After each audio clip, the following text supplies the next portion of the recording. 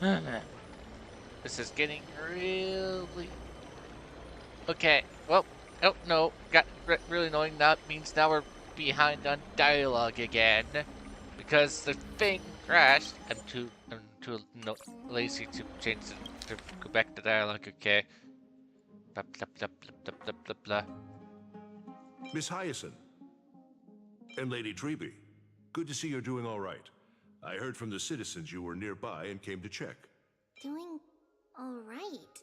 What's going on, Crataros? There's been another violent incident at the market. A shop was smashed and looted. It's the third time this week. How can this be? I always thought that with Lady Aglaya here, Akama would remain peaceful. That was true in the past, but these days, forgive my bluntness, her senses may not be as sharp as they once were. Aggie. In my opinion, malevolent forces have noticed the slack in the golden threads and are now plotting to exploit the opportunity. The Citizens' Assembly just wrapped up. Why is there still unrest? The Chrysos heirs won by only one vote, Lady Treby. From my years of experience, a narrow victory often walks hand in hand with unrest. Trouble! Miss Hyacinth! Trouble! Clementine. Take a breath. What's going on? Please! Something terrible has happened at Marmorial Palace! What is it, Doctor? Calm yourself and talk us through. Lady Aglaya! It's Lady Aglaya who's in trouble.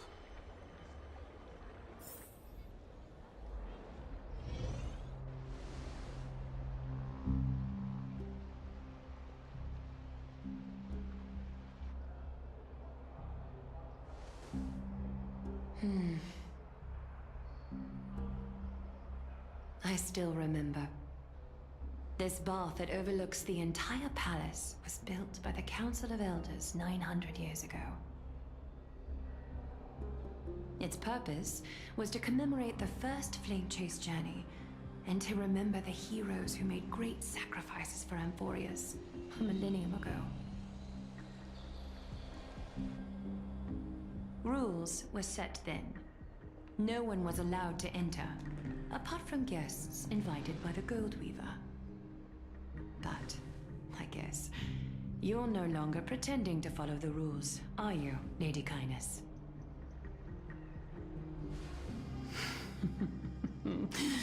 Aglaya, Aglaya. You ageless witch, hiding behind a divine facade to deceive mortals. We've been far too kind with you. Kind? There's no need to use such a word to cover up your incompetence.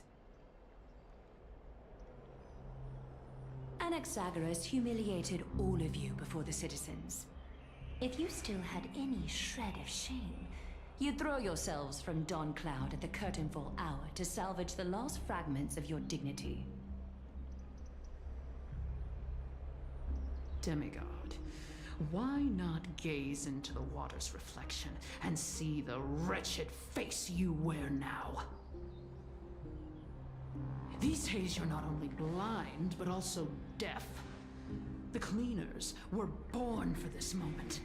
When all orders, rules, and laws fail to restrain you, it's time for the dagger to pass judgment.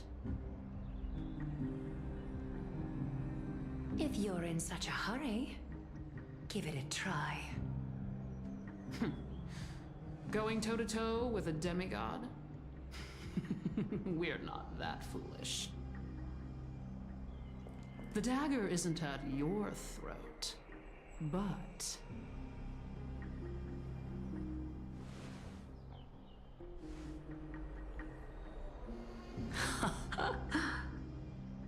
Your gravest accusation is that my humanity is fading. And you claim my concern for mortal joys and sorrows is nothing but a facade. If that accusation holds, what makes you think the lives of these civilians will sway me in the slightest?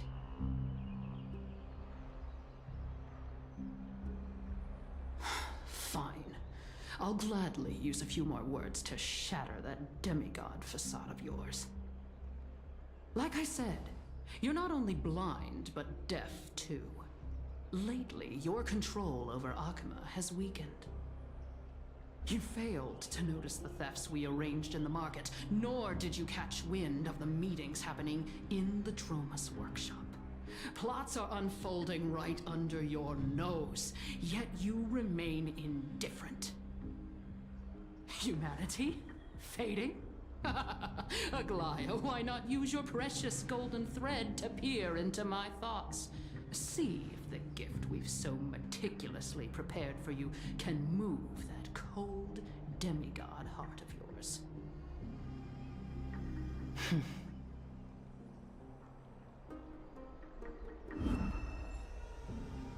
In this moment, I only regret not being more ruthless. Because your evil is beyond cure. You finally figured it out. You have grown dull. I've been holding that image in my mind this whole time to make sure you could see it clearly.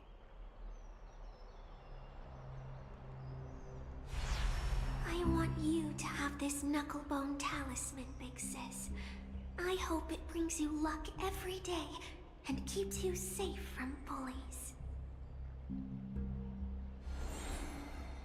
That girl who can't speak or hear. What if she accidentally lost her eyes too? You know better than anyone what it feels like to lose your sight. Imagine if 1,000 years ago you, already blind, had also lost your voice and hearing in your youth. Would you still have become the Aglaya you are today? Look at those broken, pleading eyes. How disappointing. We overestimated your cunning. If this plan fails, we still have dozens of splendid parting gifts prepared. Demigod, would you like to hear about them? I thought I could buy some more time. In these 1,000 years, I've witnessed the fall of 10 titans. From my naive arrogance at the beginning to slowly learning how to guide others.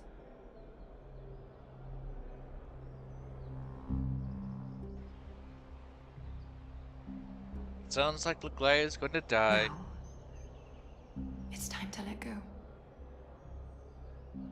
I should be grateful. Grateful that I've reached this moment. To let my departure become a path for others to follow.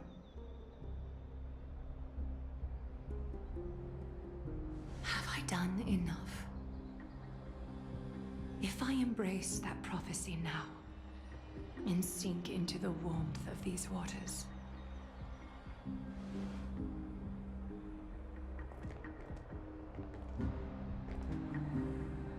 will the wandering wind stop to mourn me, Cyphra?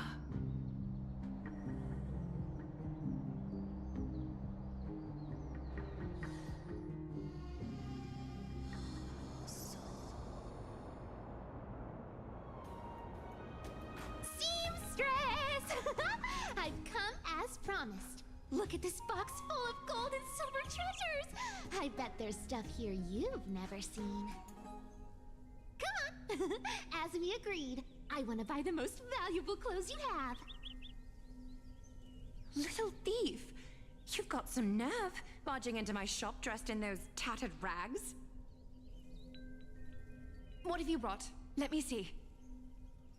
Here, take a look. Only the finest goods. See the sapphire? It's even more blue than Fagusa's eyes. Such exquisite luster. I've only seen an ocean's tear of this quality in my mother's treasury. Wait, You've seen one before. And here I thought I'd leave you speechless. What a letdown. It's just an old memory. My family estate all burned to ashes long ago. This workshop is what I built from scratch. Wow, a daughter rebuilding her family business. How admirable. Enough with the jokes. At least you did get to enjoy those luxuries. Mind your manners, kitty. Tell me, Cyphera, where did you come from? And how did you acquire these treasures? I won them fair and square in a bet. What? Do you doubt me?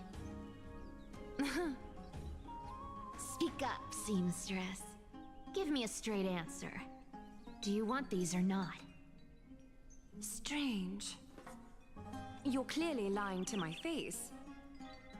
But my golden thread doesn't tremble at all. That's because I'm not lying. I've been telling the truth from the start. Is that so?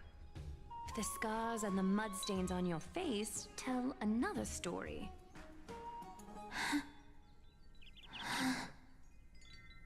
Come on. Can't we just do business without all this chatter? Don't worry. I didn't leave any evidence, so no one will bother you. How can I trust a word you say when you're so skilled at lying?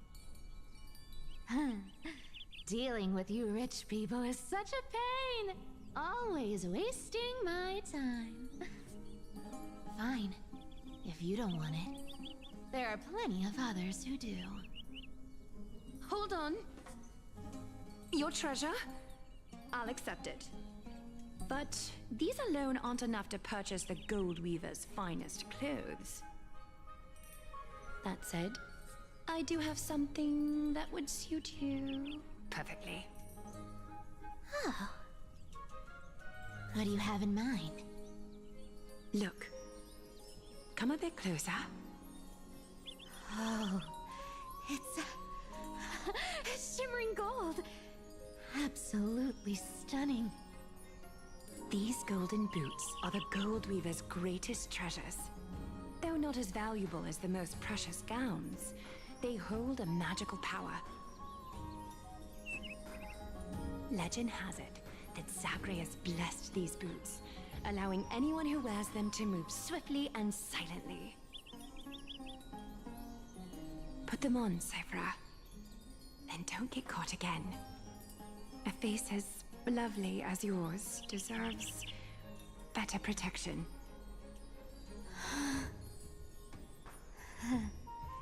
You rich folks just love sticking your noses in everything, don't you? Well, I'm taking these now, so don't get any second thoughts.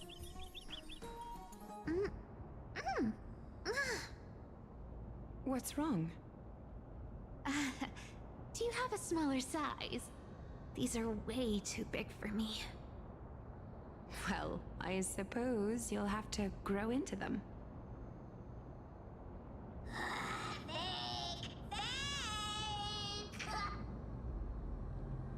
Do you have to interrupt me in the middle of my story? Fake? What's fake? Those boots definitely don't hold Zagreus' divine power! Your Amphorius is most cunning liar, and even you were fooled by a Glyon! Watch your mouth, or I'll feed you to the fish in the River of Souls. Weren't you curious how I got tangled up with that seamstress? Well, now you know. Satisfied? I didn't expect such a simple story! How disappointing! But, boss lady, there's a chance Aglaya wasn't trying to trick you? You're defending her. No. I just think the story's so moving, it'd be a shame to ruin it with a lie. If I could cry, I'd be in tears Good thing you've still got a sharp tongue, or you'd have been stuck guarding someone's front door ages ago.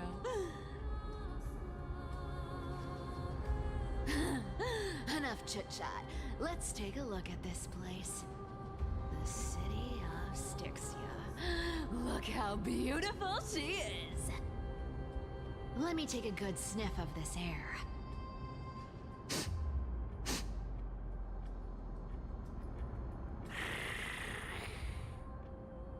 This air, it's Filled with the scent of treasure everywhere. Wonderful! Just wonderful. thanks to Castorus and Grey Mystery, the ancient city's barrier was finally dispelled. Now that I think about it, helping them was well worth it. Time for treasure hunting, Barto! Lead the way, and whatever we find, we'll split 80-20. Well, I have a suggestion. How about 70-30 instead? Listen closely. Do you hear that? The gnawfish in the River of Souls are growling with hunger. 80-20 is. How generous you are, Boss Lady Cypher.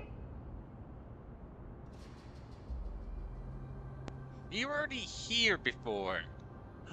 Since you attempted to run away from some of the chests that we found. Anyway, what's with all this water? It's damp, cold, and miserable here. I hate it. Ooh, the mighty demigod of trickery. Uneasy around water. You wouldn't understand. The people of Dolos are talented in many ways. Just, not in swimming. Why don't we have a race? Long distance, sprint, or laps? Take your pick. What's got you so worked up? Relax, relax. Who would have thought the fearless Lady Cypher was afraid of water? Can't take getting wet. What's so hard to understand about that? Now, hurry up and figure out a way across. Or I might have to reconsider our split. Don't rush me. Let me take a look around. Got it. Let's use that thing. Come on, follow me, boss lady. Not a good imitation. I'll play along. Let's see where this goes, Bartolos. Tell me, how did you hunt for treasure when I wasn't around, boss lady?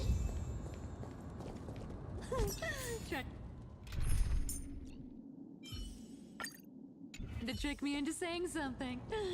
Not a chance. You're as sharp as ever. Cat mouse time!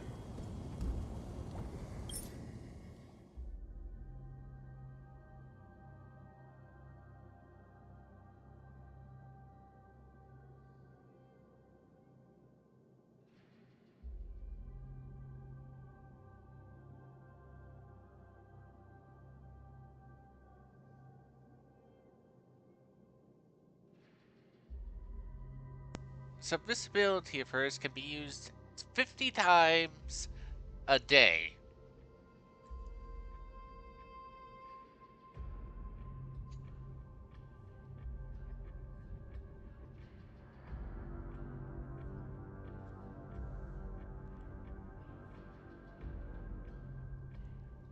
Well, its first effect can only be activated 50 times.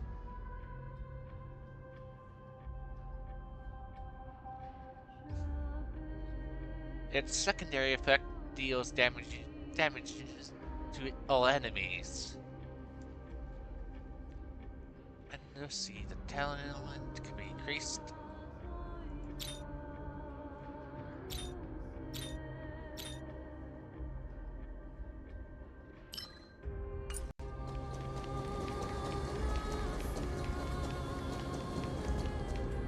Ooh, interesting. Very interesting. device designed by priests of Ornyx. Do you think you can handle it? Don't underestimate me, boss. Just find a cozy dry corner and wait for me.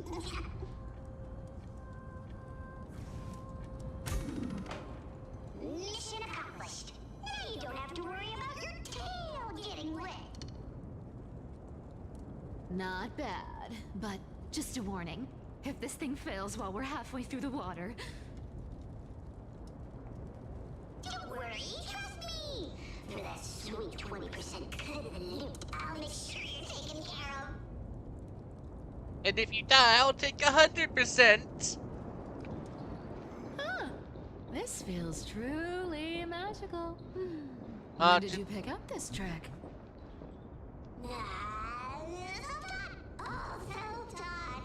Too bad I already picked up all the chests in this area, so we couldn't see the different voice lines.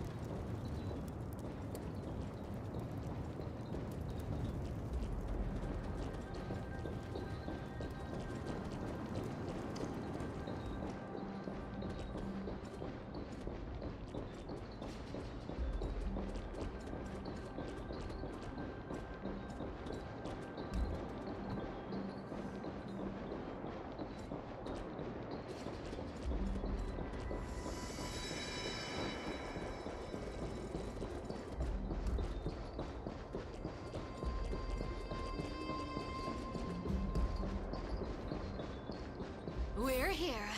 Can we turn off this spotlight now? It's really blinding.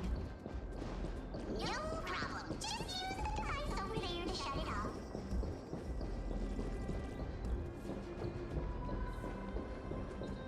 That's a big feather right there.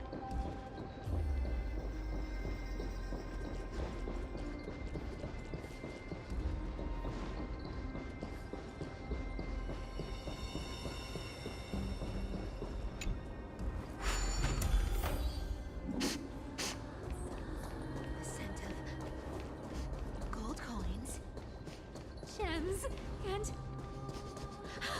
fine leather. It's so refreshing.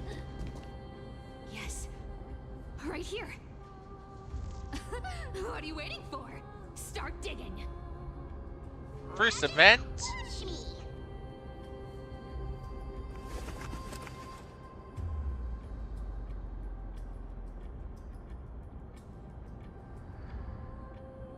Wow!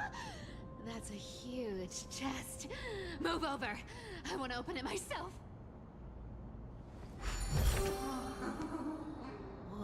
Wow. A massive haul. Unbelievable. It's hard to imagine the kind of luxurious life the people of Styxia once led. As expected for a realm of Fagusa's disciples. This entire chest is filled with ornaments made from ocean's tears. Here, take this. See if it suits you. Thanks for the gift, boss. Much appreciated.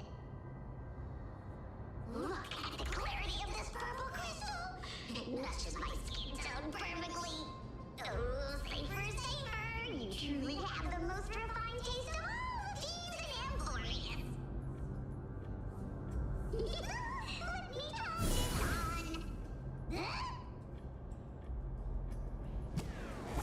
this on. Where is my treasure?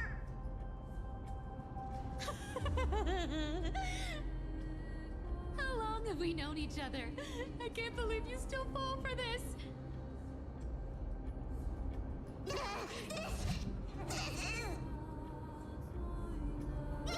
How could I have forgotten about this?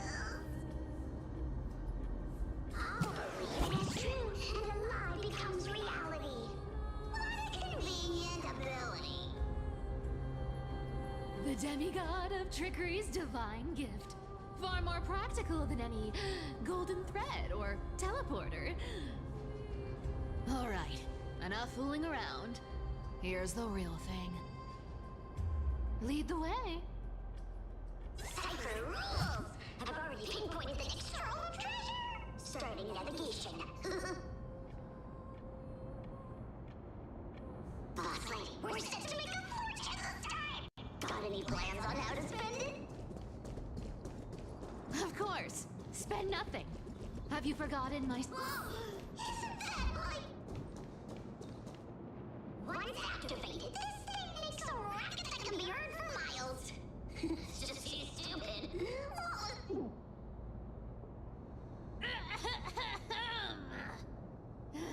Seriously, what was the Titan thinking when they came up with this thing? Hey!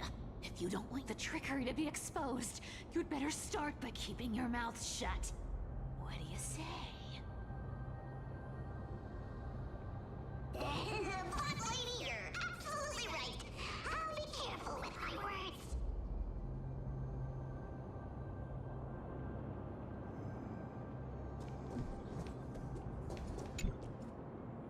Ah!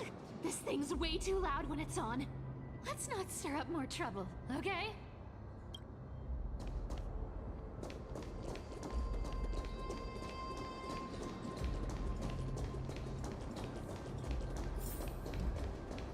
Here we go round the river of souls. Spirit thief goes, spirit thief goes. Ah! What are you even singing? There's a big guy guarding this place. Yeah, big and Look at its face. Oh my, how could something be so ugly? yeah, so ugly, ugly enough to make even me, a little imp without a digestive system, feel nauseous. If that ugly brute messes up my face, even the stoic Talantin might end up shedding a tear. Indeed, that would be heartbreaking. Clearly, running away is a sensible choice. So, how about you take the front? I'll attack from the side. Right. Fleeing fits a rogue nature. Huh? How dare you talk badly about me? It smells of money. Okay, don't really have a right party for this, but oh well.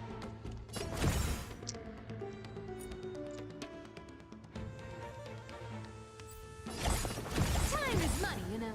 Wait any longer and you'll owe me. I saw people messing around with her doing this animation.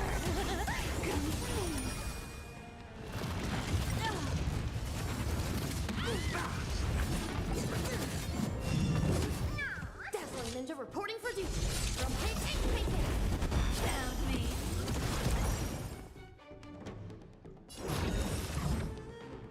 Open sesame. In the mood for another big... How's this taste? Impressive. You want to take advantage? This is worth learning.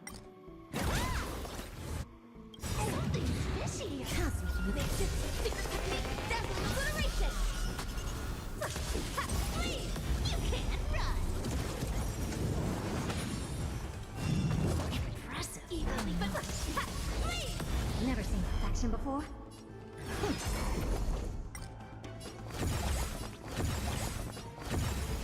I don't get it why I saw some people doing this. I saw occasional clips. One clip was this. What is the point of it doing this?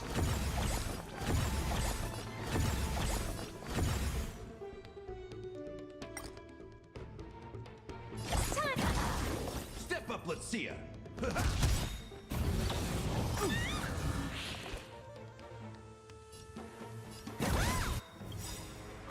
Our cute play session is over. Stretching cat was imposed. Come on, everyone believes in becomes a reality.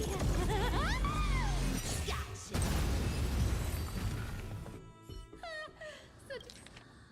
Such an ugly and useless creature. Of course taken now. Down with just a couple of heads. Of course now How boring. thinking about it, and when I talked about, oh look, here's this guy who released dead, I just came to realize, wait, they are all already dead. They're just figments of, they are just remnants.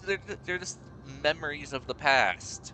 So technically, They are all dead. They've all been released as dead characters. They've been dead for a long time now. They're just recordings that are on a loop.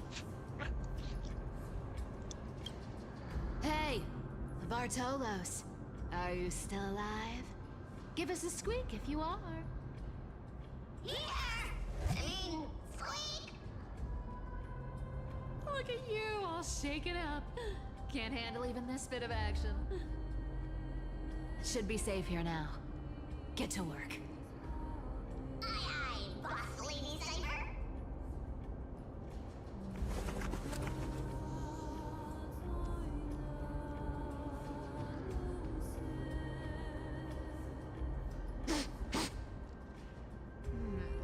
It doesn't smell like anything valuable this time. Since we've already dug it up, let's open it and see.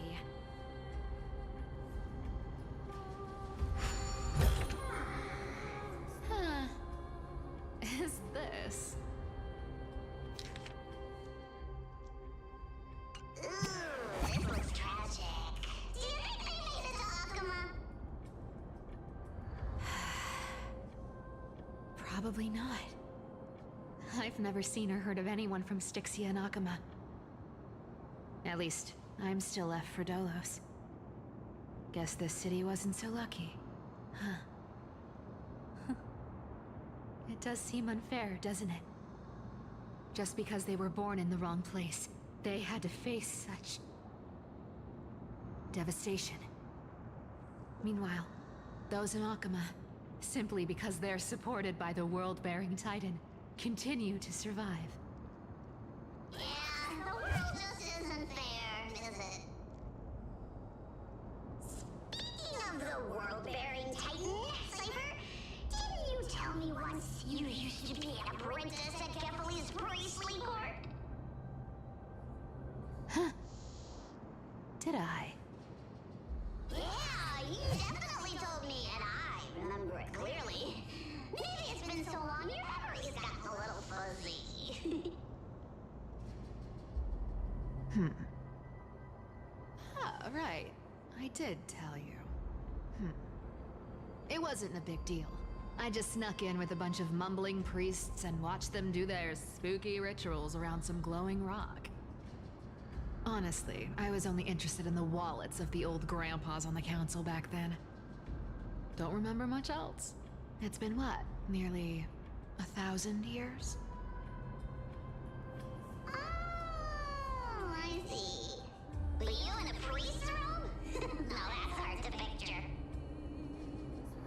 Who asked you to picture that? Besides, priest robes from 1,000 years ago were nothing like the ones today. Right. I didn't think about that. I was just curious if you ever overheard anything interesting from those priests. Why did I think that there's gonna be a mod then that's putting her in a nun equipment, a nun outfit that's going to be made by someone?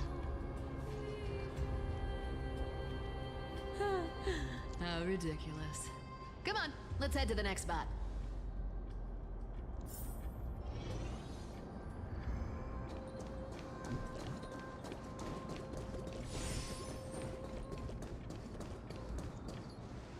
Where did this roadblock come from? Ugh, this is so annoying. The treasure is right in front of us.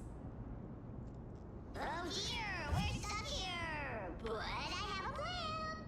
Use that hand that you don't like. Should we call on that big, noisy, cumbersome hand of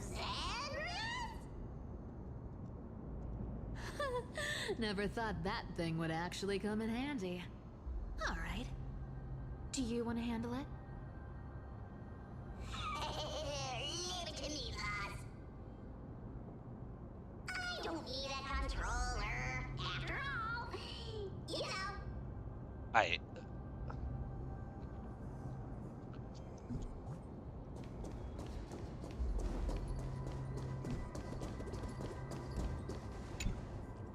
Hand of Zagreus. My darling. Activate.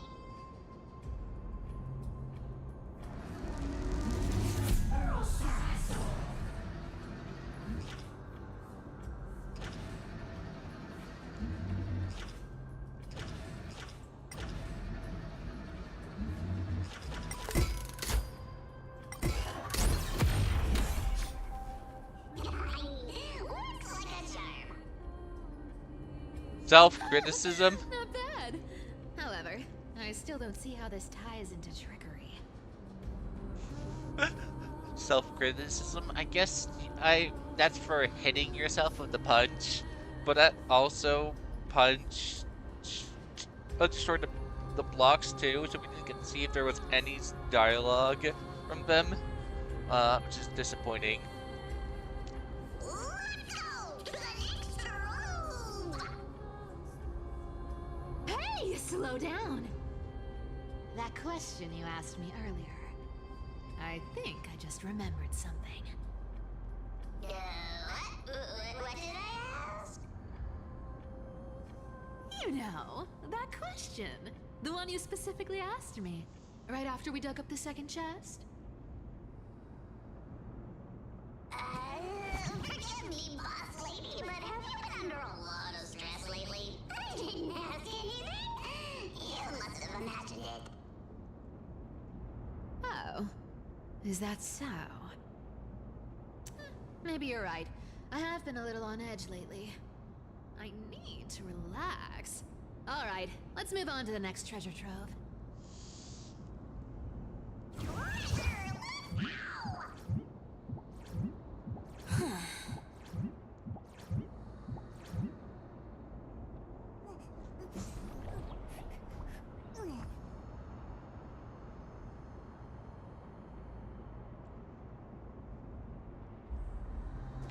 Twinkle, twinkle in my chest, how this core flame is the best. Wow, when it comes to singing, I still sound better than you, boss.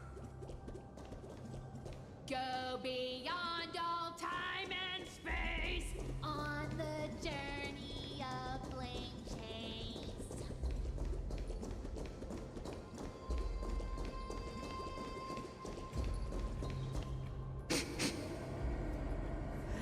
This scent feels like something incredible is buried here.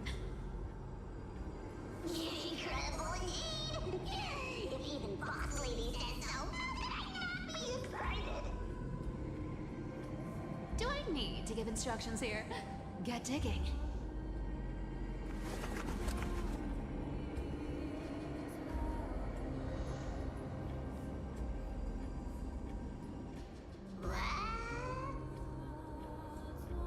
Oh, isn't this a golden scapegoat? Interesting. Looks like whoever buried this treasure wanted to play a little game with us. Oh, isn't there a myth about this thing? Those who feared fire became sheep. Those who did not became human. Sheep, humans, whatever. All I know is unlocking this gets us treasure. Here. This honor's all yours. Puzzles and tricks are right up my alley. Just leave it to little old me.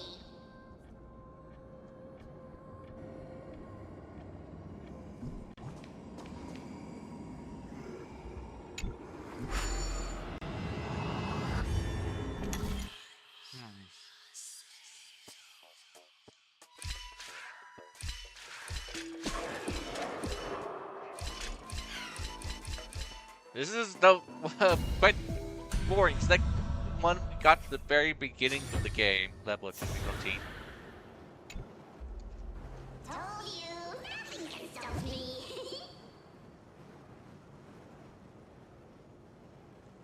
Cypher, it's your turn now. Stop. Stay there. And don't turn around. Huh? What do you mean?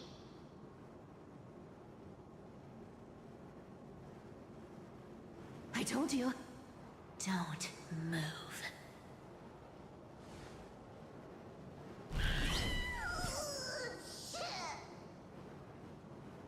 My poor old back.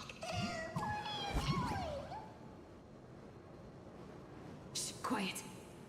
Don't say anything unnecessary. That seamstress. She's listening. What?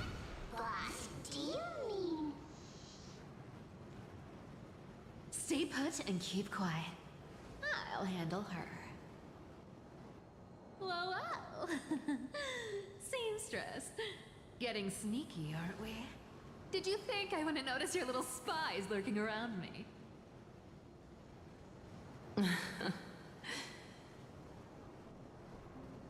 As time passes, I find myself leaning more and more on blind luck.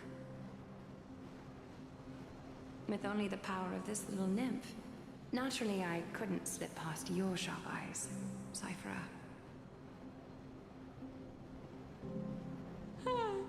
Even if you could fully control Bartolos's mind, I would still be able to see through your disguise. Aglaya.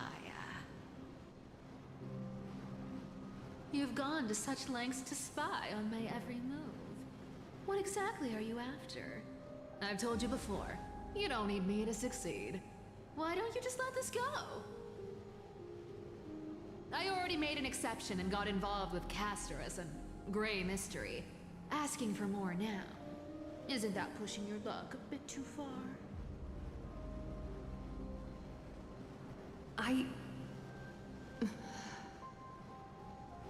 I'm sorry, Cyphera.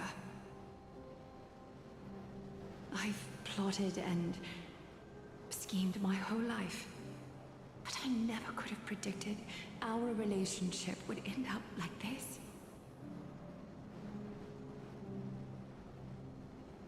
I've spent centuries trying to figure out where I went wrong, replaying every moment over and over. But you've never given me a chance to explain myself, face to face.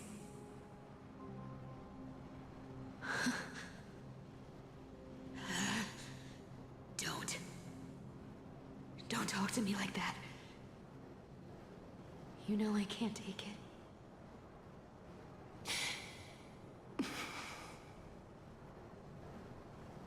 1,000 years ago, out of foolishness, I let my silence steal away the most beautiful sound I'd ever known.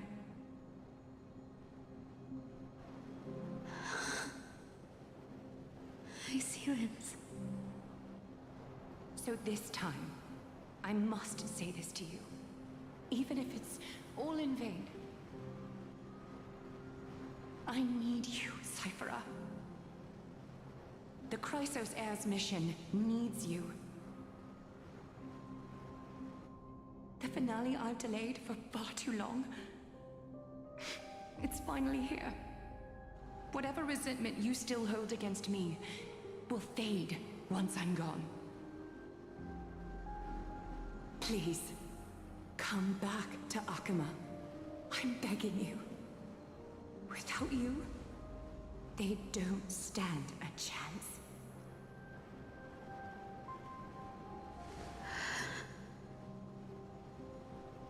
I'll think about it, seamstress. But stop watching me. Unless you want to lose me for good. Don't worry. As much as I'd love to hear your voice again, to see your face, it seems that chance will never come. Goodbye, Cyphera.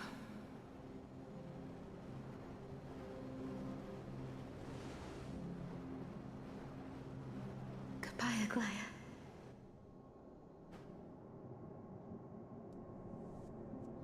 Ah, what a shame. I thought there'd be some real treasure under that goat's head.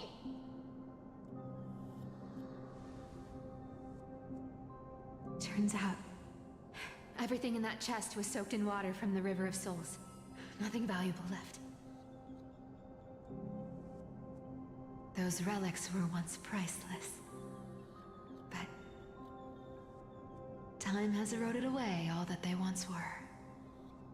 Aw, hearing that from you makes it sound so sad.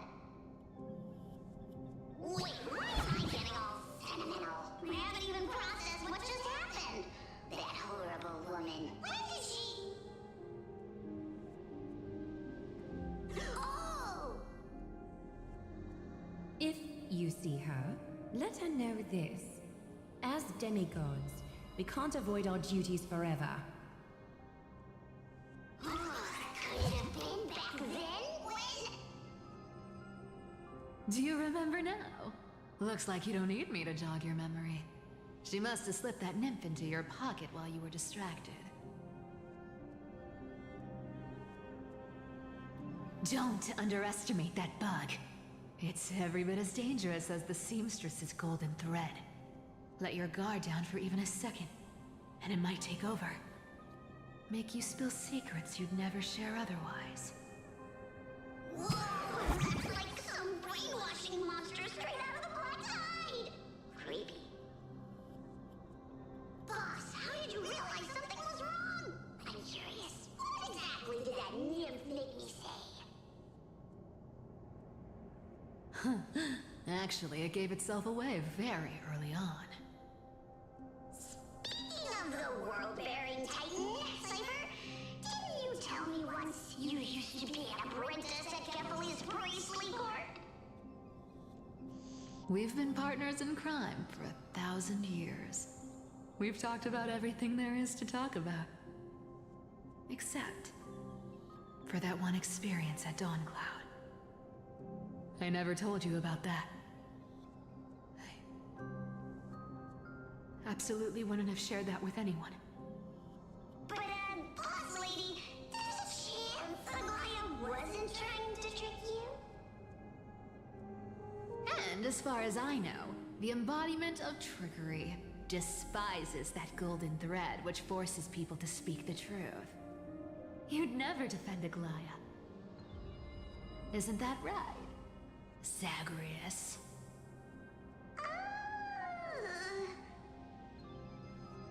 You have a terrifyingly sharp mind. After all, I'm the only one in the world who knows you're still alive. To make sure you survive the Titan trial, I had to fool the entire world. If you want to keep that lie from falling apart, you'd better keep playing your part in the days ahead.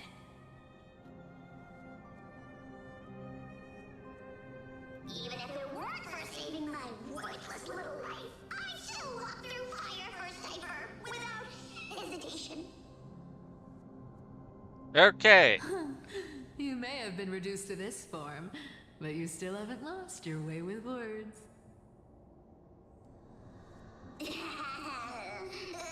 of which, Cypher, you're not taking that wicked woman's words to heart, are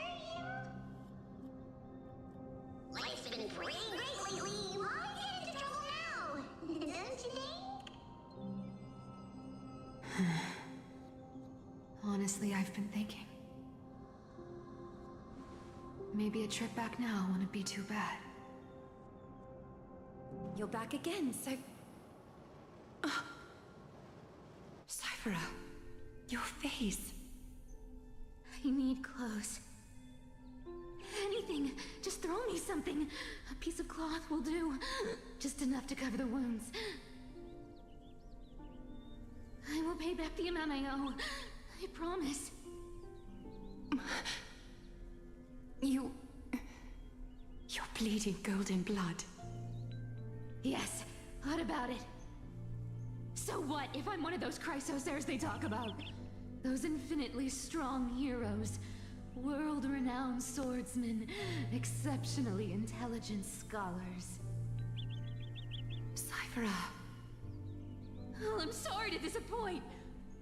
Who knew that group of amazing people would include me? A pauper, thief, con artist. Maybe I should just make another cut to drain all this yellow stuff out of me and... Stop it, Cyphera. I'll give you clothes, warm you up, and stay here. Stay in my workshop until you're healed. Aren't you going to ask me how I got these wounds?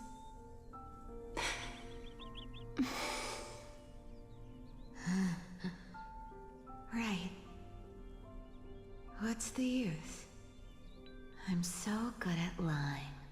Even your golden thread can be fooled. If you can't verify the truth, Why bother asking at all? I don't need to ask. Nor do I need to use the golden thread. I know everything you do is for survival, at all costs. Stay here.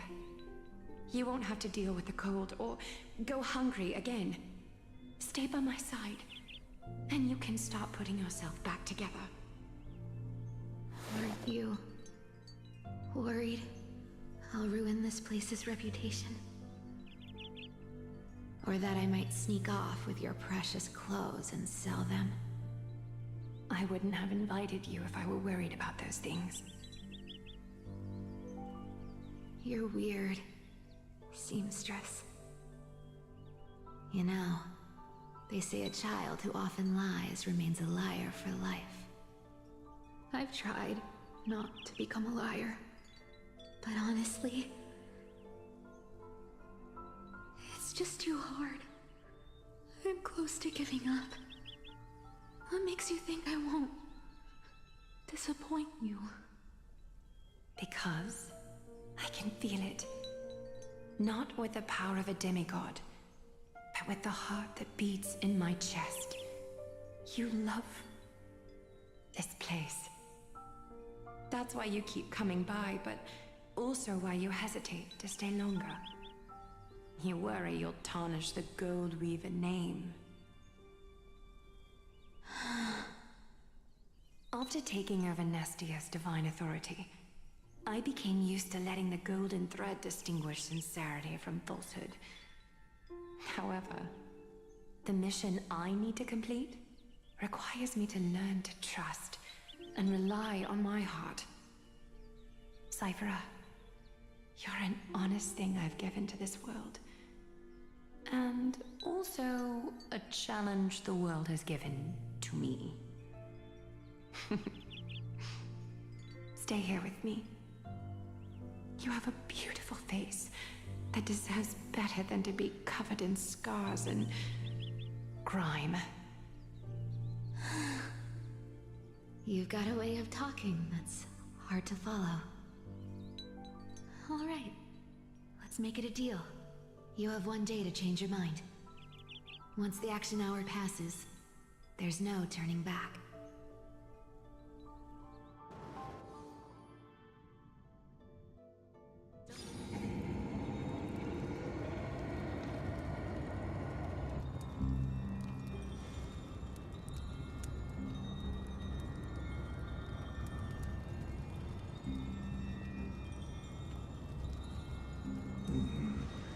Pressure, fear, planting seeds of anxiety. It seems this is the strategy they've chosen.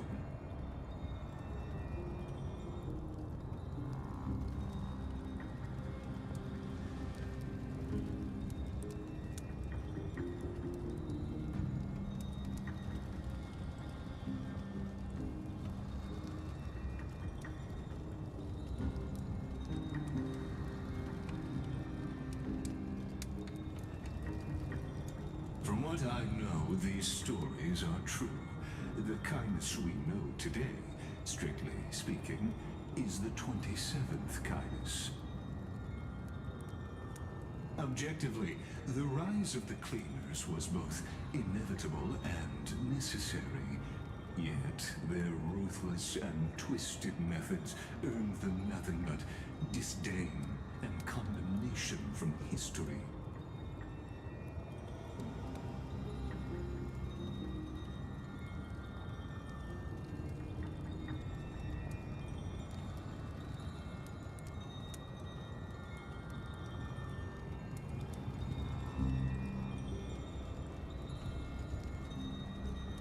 Even in these crumbling end times, there are always those who find ways to profit from the chaos. To ask the vested interests to abandon their status, wealth, and ambitions in this world for a distant ideal may be no easier than creating a miracle.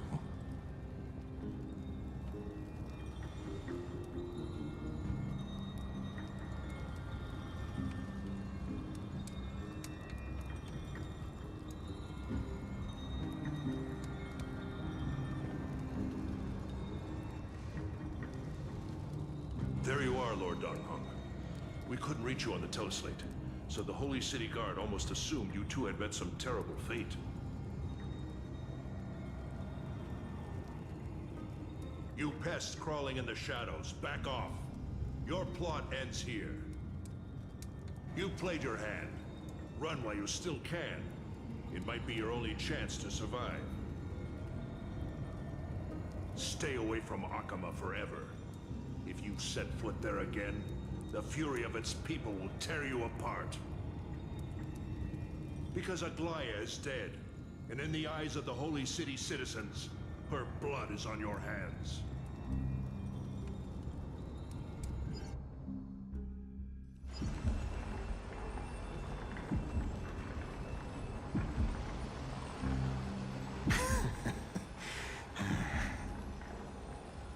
Looks like she was wrong about you. She? Are you talking about the mastermind behind all of this? Well, she thought you were weak. She believed that even when you were facing the evil that you claimed to oppose, you'd hesitate to strike. Misinterpreting mercy for weakness shows how arrogant and foolish your master is. They're still alive. With proper care, they'll pull through in a few days. But I must warn you, I haven't fought a human in ages. I can't guarantee I'll always be able to hold back. They're lucky they're still alive. If you feel as lucky as they are, try me.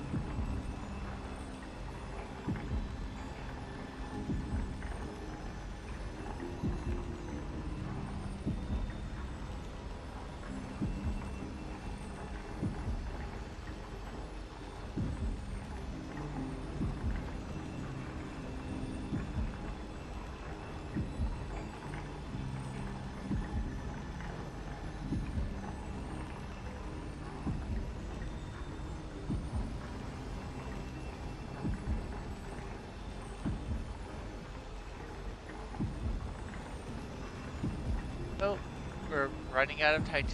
To be honest, will we meet the last four before the current cast is dead?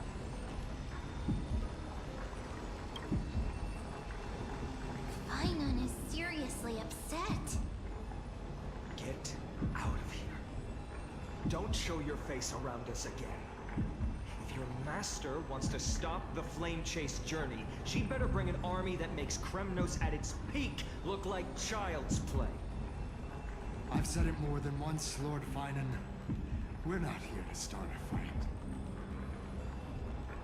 We came only to ensure you weren't anywhere else. While you were unaware, we already accomplished our mission to buy time. So, Lord Finan, until next time.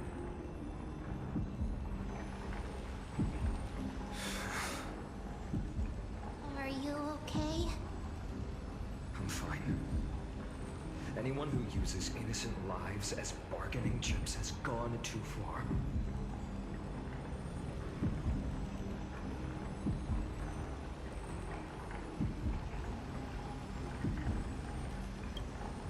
Probably a desperate gamble. I guess the opposition within the Council of Elders is still desperately fighting to obstruct the Flame Chase journey. conspiracy is exposed, they'll be hunted down in the Holy City like rats with nowhere to run, no matter where they hide.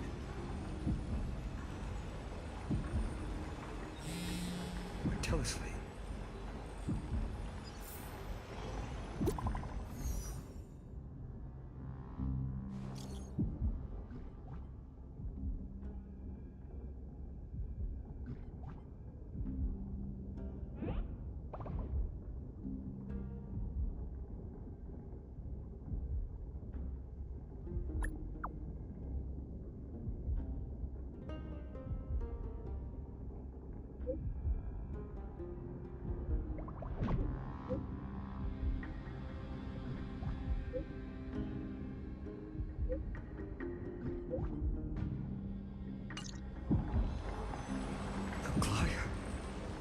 Is this blasted? Those guys. But how could they possibly? Stay calm. This could just be one of her schemes. I won't believe it until I see it for myself. Fainan, what should we do now? Stay on course. I'll contact Treeby and ask her to keep the citizens calm. Hurry back to Akima as fast as possible and assess the situation in the city. If we run into any enemies along the way, I won't be merciful this time.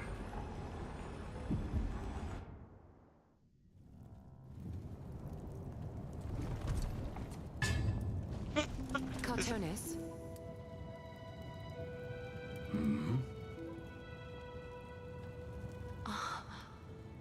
You're forging a sword for Fainan, aren't you? I haven't seen you wield the hammer in so long. I couldn't help but be entranced by the sight. You, Aglaya. In this form, you come to me. It means... That's right. At this moment, my physical form is already shattered. My journey as a human in this world has come to an end.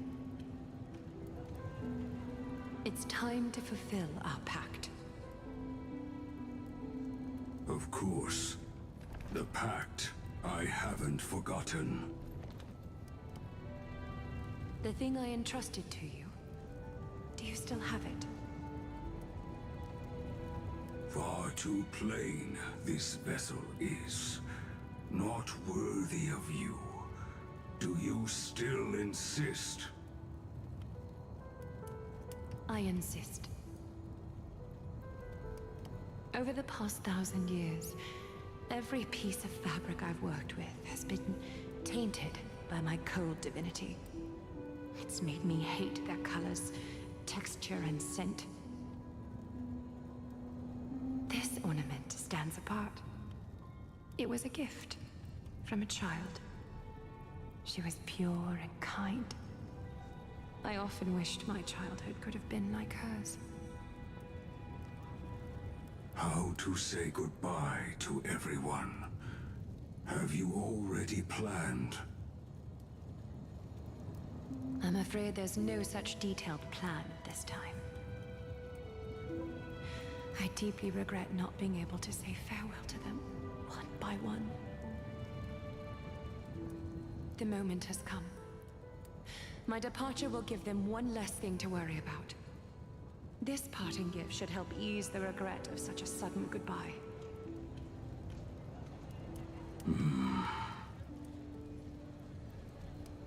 Invented for the Titans, Kremnos' soul-forging technology was, though divinity it retains, filtered out, the remnants of humanity will be. Is that what you want, Aglaya? You've confirmed this with me repeatedly. Yes, Cartonis. I need you to do this for me. Condense my divinity into this ornament. It might still be useful in the future to help them complete their mission. Selfless until the end. Envy that child, there's no need to. Already lived a grand life your humanity has. Your praise puts my heart at ease, Grand Craftsman. Now, please, take me through the last tempering that fate has to offer.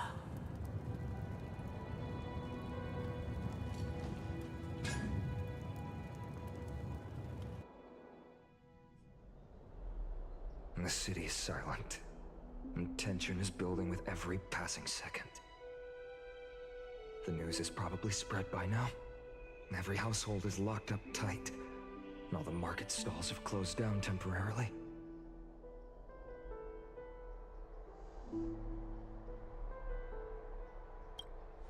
I can't imagine how she could have been taken down by a handful of assassins. Unless it's all a part of her plan. If this is all part of a larger plan, Treeby must know something. She just couldn't say it in the message. Let's go find her. Yeah, everyone looks locked down.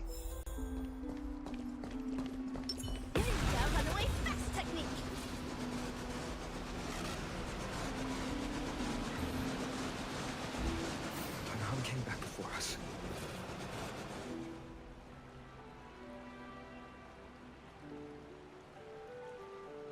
Don't worry.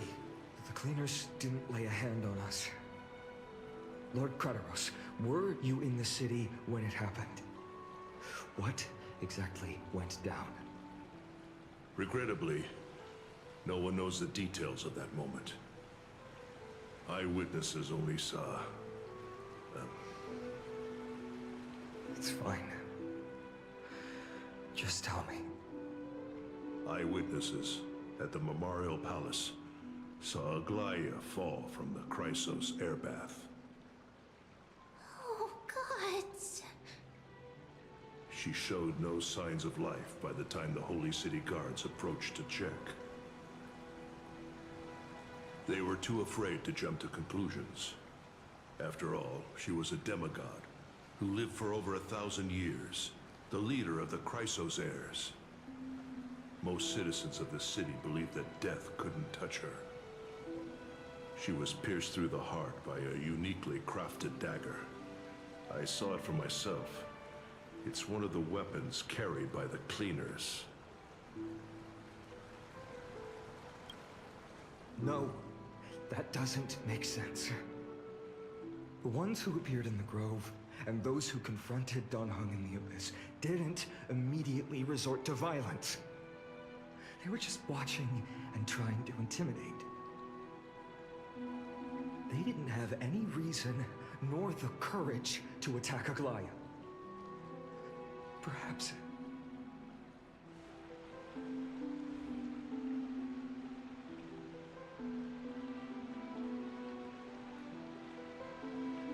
I'll stay here to lead the guards and maintain order. Find out what happened, but don't take too long. With Aglaia gone, someone has to take her place and lead Akama. Also, Miss Hyacinth was the one who declared Aglaia dead. You might want to speak with her.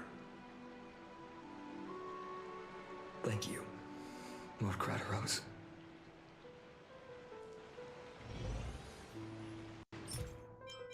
Much. Runaway fast technique. Maths are empty.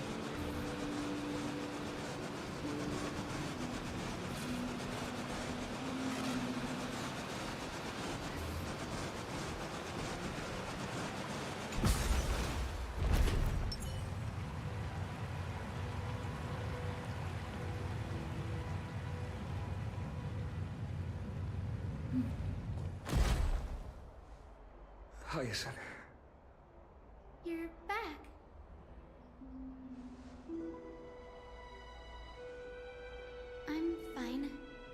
I've been staying close to Lady Treby and Lady Trinan after the incident. It's great that you could come back so quickly. They need someone with them now.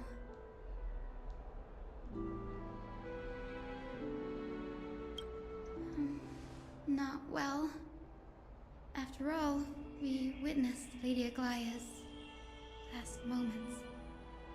I tried to treat her immediately, but even the sky's blessings. Declaring her death was the hardest thing I've ever had to do as a doctor.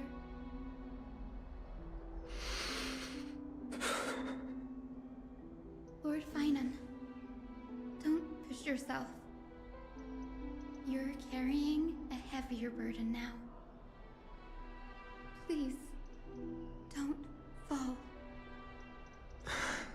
It's fine. I can handle it. What I've lost is a mentor and a comrade in arms.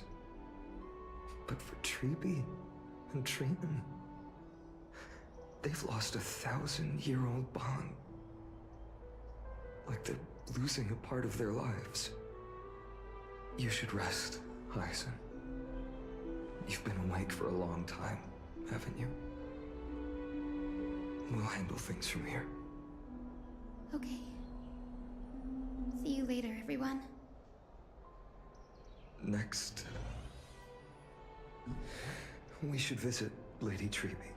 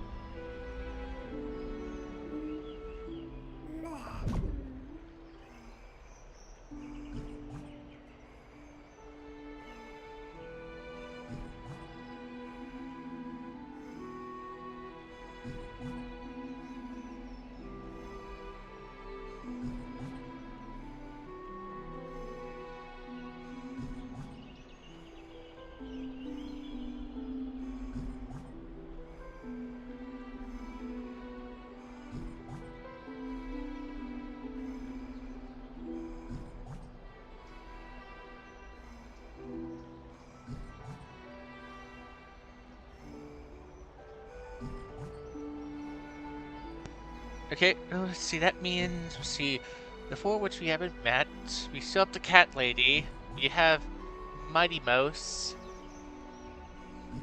And Tribby are the only demigods left. So you have 6 demigods. Half the demigods are already dead.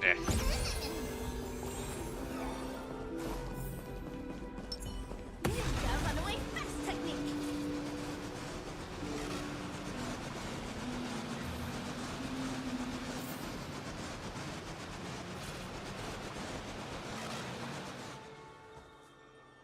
Snowy.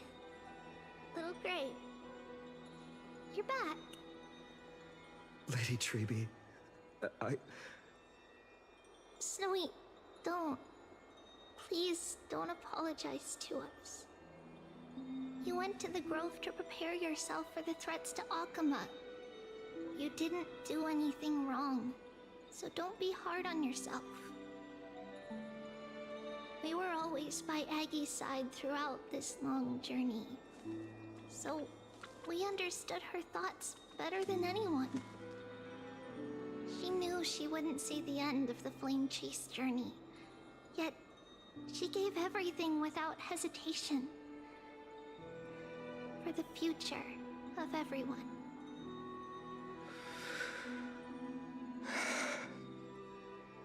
I know what Aglaya expected of me. Right now, the last thing Akama needs is a leader wallowing in self-pity. The scroll over there was entrusted to us by Aggie. She instructed us to hand it over to you when the time was right. I think now's the right time.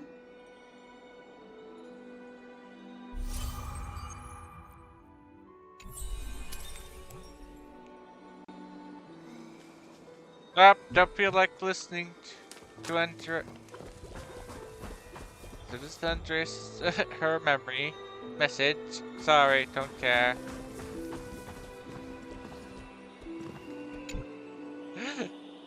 Finan, my humble student, my trusted colleague.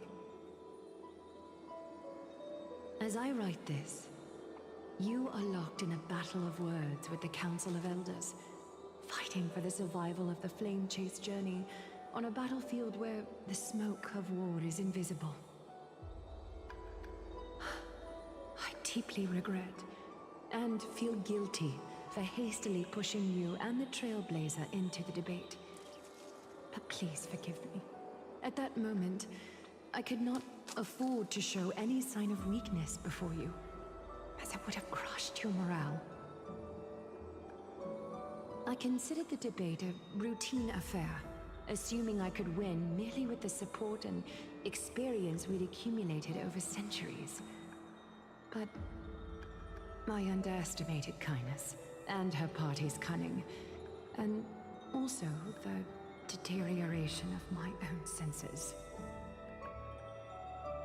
The trap was likely set by the debater Calictus. He had prepared a severed golden thread in advance, revealing it to the public when Kindness was faltering in the debate. He claimed I was reading everyone's thoughts with the golden thread to cheat in the debate. I could have countered that low tactic in 100 ways, but my words slipped out before I could even think about them. With deceitful scoundrels like you in the crowd, I have no choice but to rely on the golden thread to keep watch over everything in this holy city. You can imagine the reaction that comment provoked. At that moment, I felt my time was running short. The divinity in this body might be eternal, but that is not the essence of me. I am a daughter of humanity, born of my mother, and I will die as a human. Realizing that my humanity was fading, I began to plan my exit. What kind of departure would not waste such a belated death? I have yet to find the ideal answer. But I knew I couldn't simply fade away in my sleep like anyone else. The serpents have always lurked in the darkness, terrified of their heads being cut off by the golden thread. If my departure were to be calm and uneventful, it would only lead to a swarm of those serpents emerging from their nests. Regrettably, a peaceful death is a luxury I cannot afford. I must feign weakness deliberately to make those serpents lose patience and act rashly. Just as they think they've struck and sunk their fangs into my heels, that's when I'll strike back, igniting the final blaze to burn away the threats hidden in the shadows. The blaze soaring into the sky might sow fear and confusion, but I have no worries about people losing their way. After all, Akima still has you to guide them, Finan. You're not perfect, Finan. I've witnessed your confusion, recklessness, and deep sensitivity, dawn after dawn. The heavy burdens of your past have always weighed you down, inflicting deep pain. Yet, in your way, you are perfect. You embrace everyone's imperfections, always ready to find the precious qualities hidden beneath their rough exteriors. Unconditionally. That might be what sets our Sky Father Kefili apart from other deities. They recognize the imperfections in their creations, yet still choose to shine their light on them, offering protection with unconditional love. Finan, while you zealously pursued strife, believing it to be your destined path, from the very beginning, my thoughts have never changed. You are the destined world-bearer of Amphorius, the gate to Amphorius's future. Go, complete the flame-chased journey of the prophecy, ignite the stars, and inspire hope in the hearts of humanity. I will be waiting at the end of the West Wind, looking forward to the miracle you will create.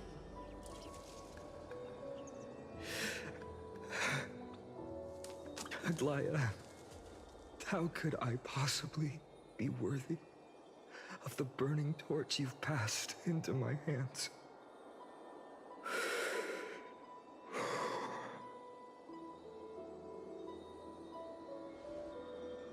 Dalang, can you do me a favor?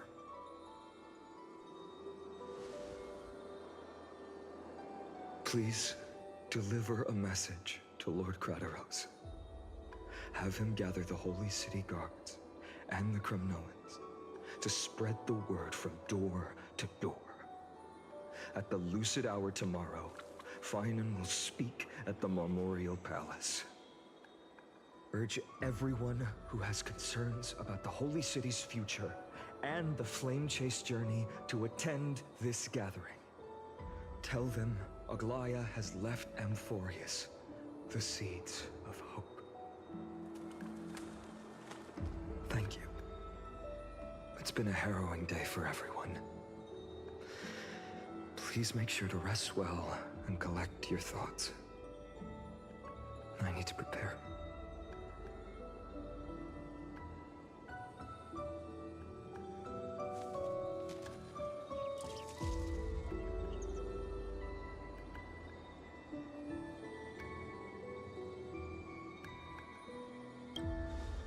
Cartonis, what brings you to Marmorial Palace? I plan to get everything settled before coming to see you. Is there something urgent, Cartonis? How are you holding up, I wanted to see. Better than I expected, you seem.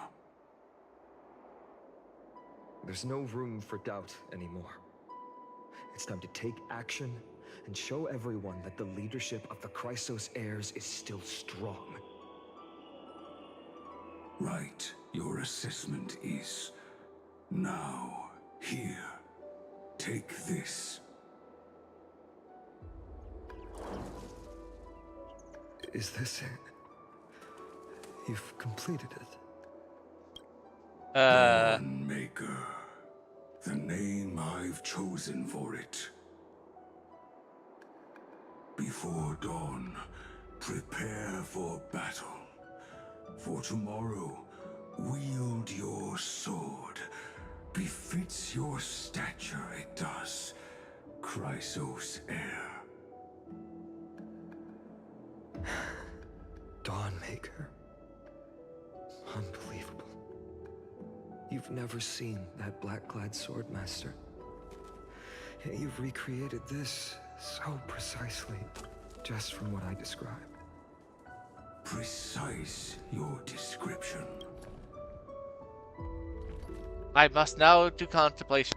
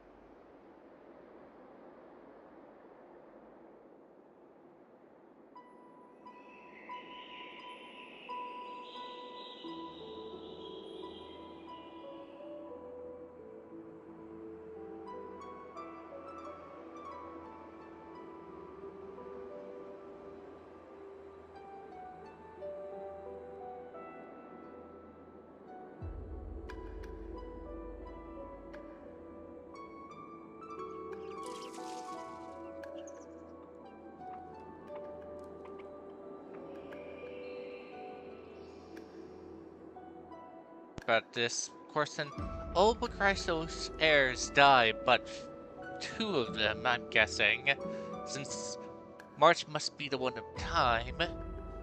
But so that's quite. But let me think about this. Technically, in the Honkai, it's which makes it she. That makes March's counterpart being that flat-chested lady from Honkai Impact, whose split personality is the Hersher of Sincerity, I think it was? I always refer to her as Sentence.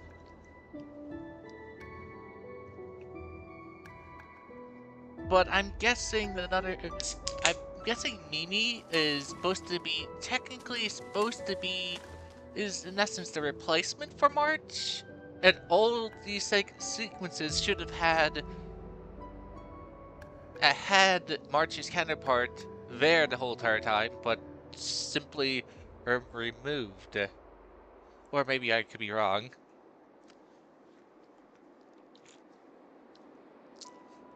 We don't know the true history of the world.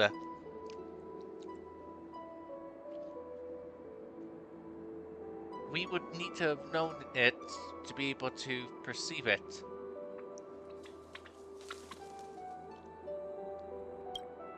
Imbued it with the power of dawn I already have. Guided by your will, gleam with golden flames, its blade will.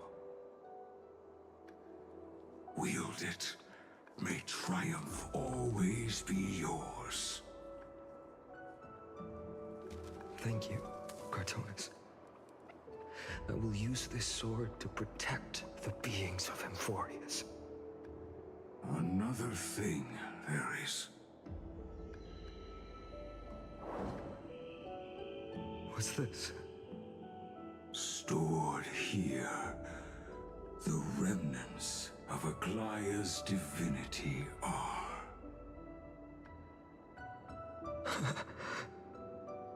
This was her commission. Her death she had long foreseen. Can she still hear us? It's difficult to confirm. About divinity, we know very little.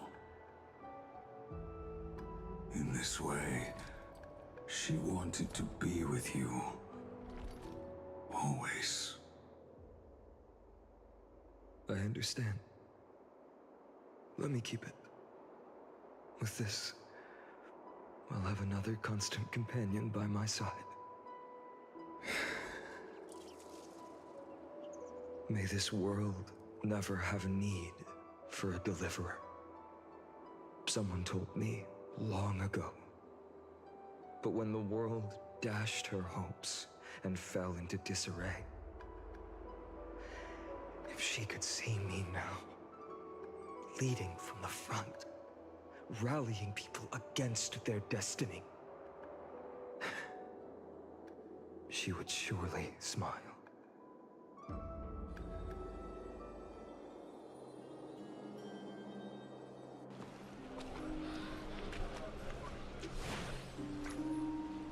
How will the Holy City continue without Lady Goldweaver? Look! Lord Finan is here.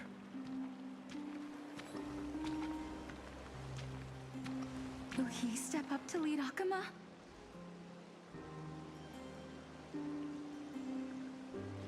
Not long ago, I spoke at the Citizens' Assembly at Dawncloud. I wrestled with every word, searching for the right ones to rally support and keep the Chrysos heir's flame chase alive. In the end, I remembered a lesson from one of my teachers. In battles where words are weapons, outrage and blind passion often overpower reason. I followed his strategy. I painted my opponents as nothing more than pests, tore apart their character, and laid out their crimes. The strategy worked. I secured enough votes to achieve my goal, but afterward, there wasn't even a flicker of joy. I realized that apparent victory masked a deeper failure. In my pursuit of success, I fueled division and strayed far from my very purpose that led me to the flame chase journey. This journey was supposed to unify, not divide, to strengthen us, not weaken us. It was the gold thread that mended our rifts in the past. Some saw it as a means of surveillance, a tool of control. But no one can deny that it was Aglaya who held this city and even this shattered world together. Now she is gone. Yes, as you have heard, the demigod Aglaya, who guarded the holy city for a millennium, has indeed fallen.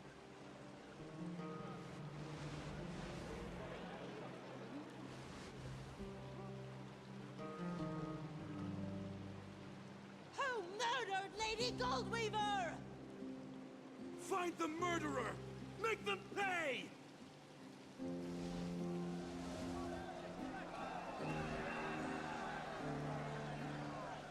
I felt the same as all of you initially. I wanted to stand here beside you, to condemn the sinners, to discuss retribution, and to see justice brought down upon them. But my perspective has changed.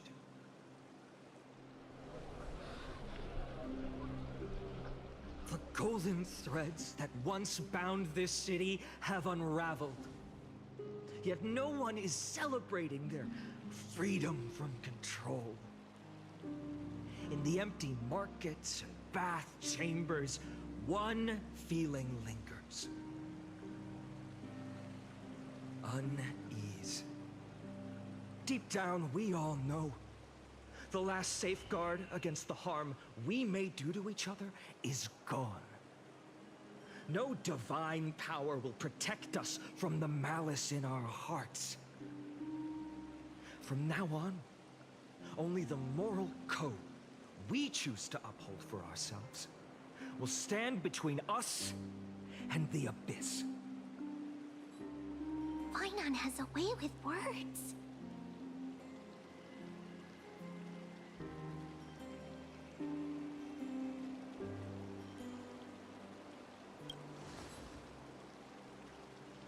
You think highly of yourself, don't you? The flame-chased journey is nearing its end. With only one Titan left for the Chrysos heirs to conquer. Aquila! Before I rise to the skies, I challenge you. Cast out the shadows and malice within your hearts. Let your spirit shine brighter than the sky itself. Let me bear witness. Even without the divine authority of romance, Akuma will remain a sanctuary in these end times. A place for the kind people Aglaya dreamed of. The kind of people foretold in prophecy. A better people! Better people! Better people! Better people! Better people! Better people! Better people! I appreciate your willingness to accept the challenge. You have reminded me that Aglaya left me perhaps the simplest duty in the world. To bear the burden of creation, I need only to give one thing. It's a gift she once gave me without hesitation, and now I share it with each of you. Unshakable faith. There's still a long way to go before Amphorius is reborn. But we will not forget the past as we move forward. For the memories of Amphorius will always benefit future generations. Allow me this moment. I want to borrow a few minutes of your time to commemorate a demigod who protected the holy city for a millennium. She was Akuma's dressmaker, the leader of the Chrysos heirs, the Gold Weaver, Aglaya, and her greatest feat was being a selfless person.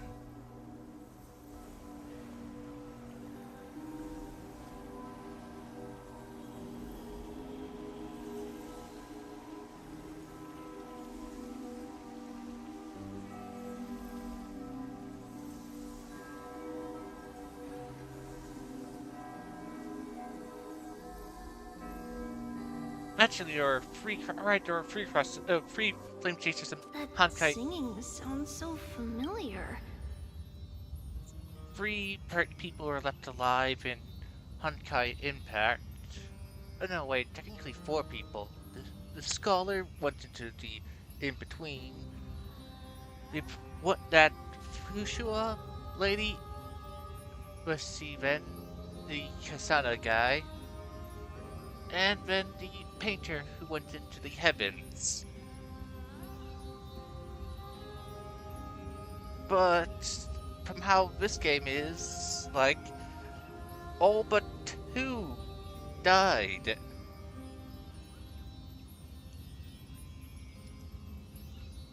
Unless one of the 4 flame Chrysosairs, which we haven't met yet, has it models itself after like the scholar from Honkai Impact.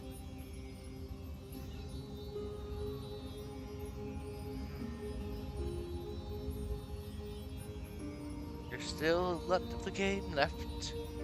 Most likely this will forest be done. Most likely the forest probably either has 1 or 2 more patches before its plot is finally brought to a close.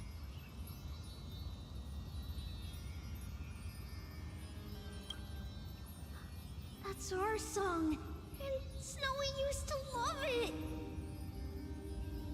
Yes, Lady Tria. For that child filled with anxiety. Your songs always dispelled the clouds in my heart. Even if for just a moment. Snowy was so cute and kind when he was little. Now, you've grown so much. Maybe not as cute, but still just as kind. Time spares no one, so there's nothing we can do. But kindness, you helped nurture it in me. Don't mention it. Your light is as bright as ever. Keep it up and stay strong. See you, Snowy. Goodbye, Lady Tria. I heard what you said. Are you suggesting the debate tactics I've taught you are nothing but sleight of hand? Not at all, Professor Anaxa. Honestly, without those techniques you taught me, the Flame Chase journey might not have survived. Good thing your head's still clear. The Chrysos heir of Kefali. I had no idea you had it in you while I was drilling those formulas in your head in class. Who could have thought, Professor? By the way, I've completely forgotten those formulas now. Some things never change. In our next lives, I'll teach you how to truly embrace your divine duties.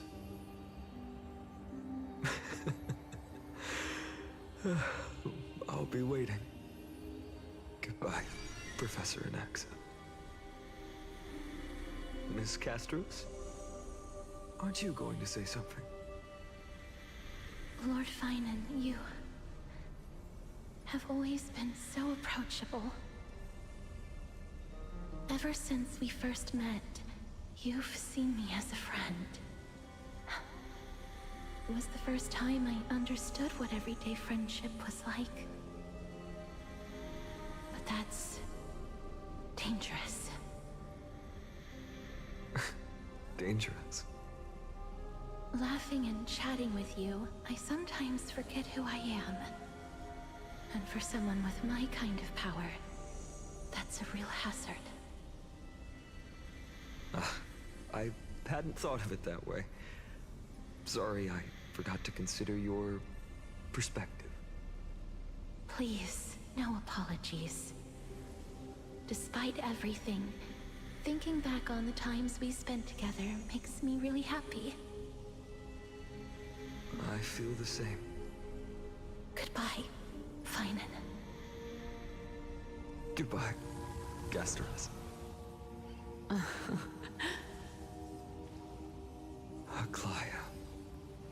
Remember, Finan, After completing the flame chase, leave the decision to initiate the miracle of Genesis to the Emporians. The Chrysos heirs are the executors of the prophecy, yet they, the people, are the true masters of this world. Rest assured, I always keep your teachings in mind. The difference between a presumptuous hero and a tyrant is a fine line. Well said. You've got a good memory. It's late. Anything else you'd like to add? Anything else? Even in your imagination, I'm not one to show my vulnerable side. No worries. I've long understood how difficult it is for you to open up completely. Thank you for bringing me here, Aglaya. You saved me. Maybe what I wanted to save wasn't you, child, but this crumbling world. Goodbye, Finan. Goodbye, Aglaya. Did you forget me? Forget you. Like I'd ever. We aren't parting ways forever. You're just off to guard the gates at Castrum Kremnos. Let's not make this a tearful farewell. You know just how to make a person uncomfortable. I have a feeling we'll meet again in this lifetime. Let's have another showdown then. Deliver. That's very confident of you. I've changed since then. Have you seen this sword? It's a masterpiece freshly forged by Cartonis. A bold statement for a mere mortal who hasn't yet claimed the power of a titan. See you around. Finan of Ides Elysiae. It's a date, Mightymouse. What a poignant, yet splendid journey.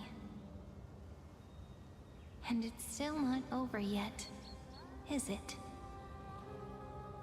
Yes, Cyrene. I was right. In the end, you did become the deliverer in this story. A lot has changed while you were away. I've met so many people, tried so many things. I've found new resolve. And I've let go of some attachments. I'm not the same person I used to be. But to me, you've never changed at all, Finan.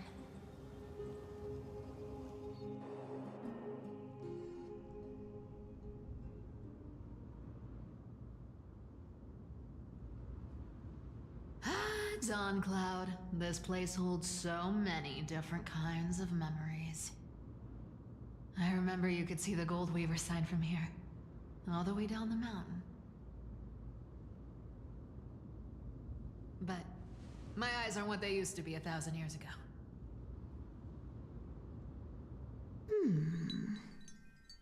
Cypher, you...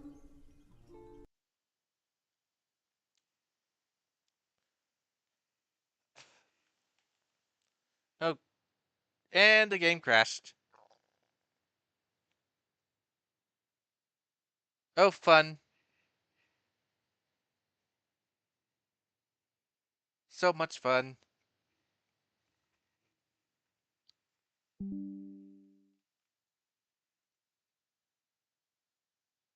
Rebooting the game. Or do we make jokes that the cat stole the cutscene? She stole it?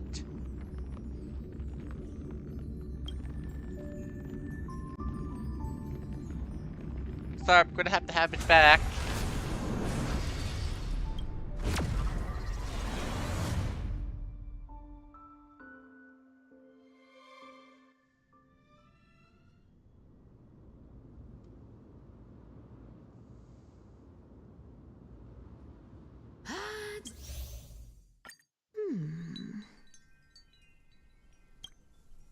Cyphera, you... Seamstress. Tell me, does Akuma have any treasures so rare that not even your... I mean, our shop has seen? Of course it has. I heard there's a gem of all worlds hidden somewhere in Dawn Cloud. Apparently, it's a piece that fell out of the Dawn device.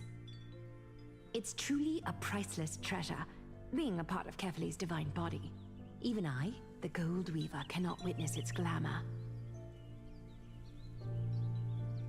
Gem of all worlds. Nice! Got it! Well, please keep looking after the shop while I...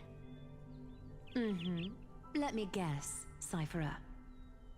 You're probably already plotting to sneak into Dawn Cloud to steal that gem, aren't you? And your next move is probably trying to sell it to the highest bidder, then distribute that money to the poor and the refugees in the Holy City?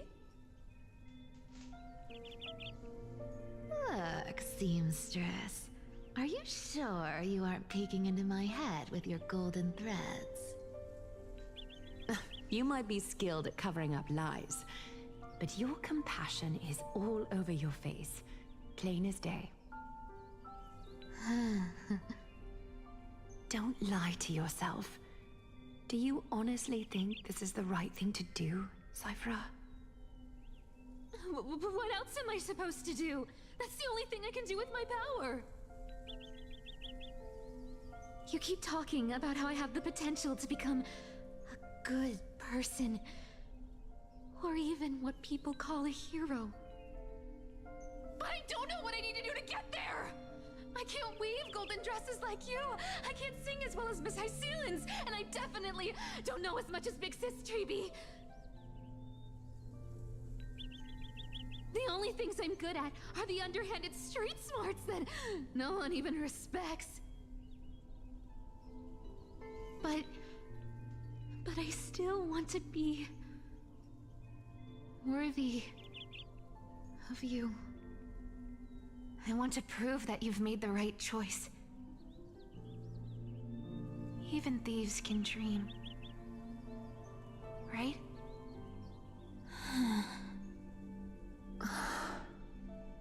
I know, Cyphera. I know. You are justified in your anger. Destiny is never fair. And your path is doomed to be even worse than everyone else's. You are fated to walk in the dark and bear the world's misunderstanding in this journey. But you have to believe that everyone in this world is unique in their own way. I am convinced that you're the only one who can bear the authority of trickery, even if you have to contend with the legendary 300 master thieves of Dolos. Aglaya. I just want everyone to believe that the world is beautiful, and that everyone is simple and kind. If only I could get everyone to believe that. Would that lie become reality? If enough people believed in it, even though it's a lie. Lies will always be lies, Cyphera. But sometimes they can be more noble than the truth. Huh. Are you really planning to just stand there forever? Honestly, sneaking around doesn't suit you, Deliverer.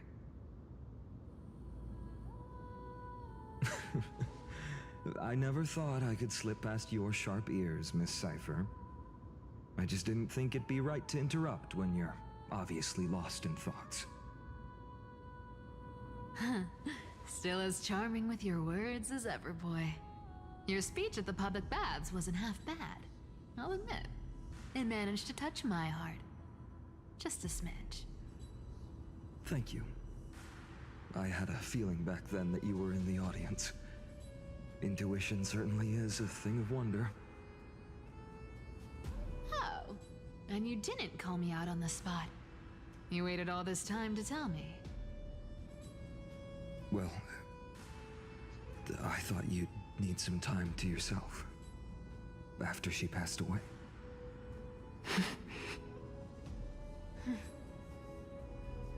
None of your business. Enough small talk.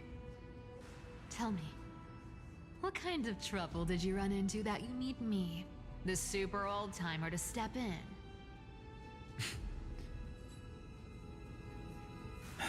We've only met a couple of times, but you've always gone straight to business. I respect that about you, old-timer, so I'll cut to the chase. You're probably aware that Aglaya has earned the support of the entire city for the Chrysos heirs. Everyone believes that she died at the hands of council members who were against the flame chase, and the citizens' fury has been dragging these schemers out of the shadows one by one. But they didn't get everybody. To this day, we still haven't found Elder Kynus, the leader of the cleaners. Ah, I see. You're afraid she'll do something wild now that she's pushed into a corner, aren't you? Yes. I believe that Kefali's core flame, forever enshrined above the council theater, would be the opposition's final trump card against the Chrysos heirs. We're setting out to campaign against Aquila in a few days. With the Chrysos heirs gone, it'll be their best chance to strike. You think those desperate dogs will try to snatch the core flame while you're gone? So, you want me to give them a nice long walk while you're away, right? You sure saw right through me, Miss Cypher. I know exactly what you can do. Godlike speed, perfect disguises, untraceable movement, and that most enigmatic authority of trickery.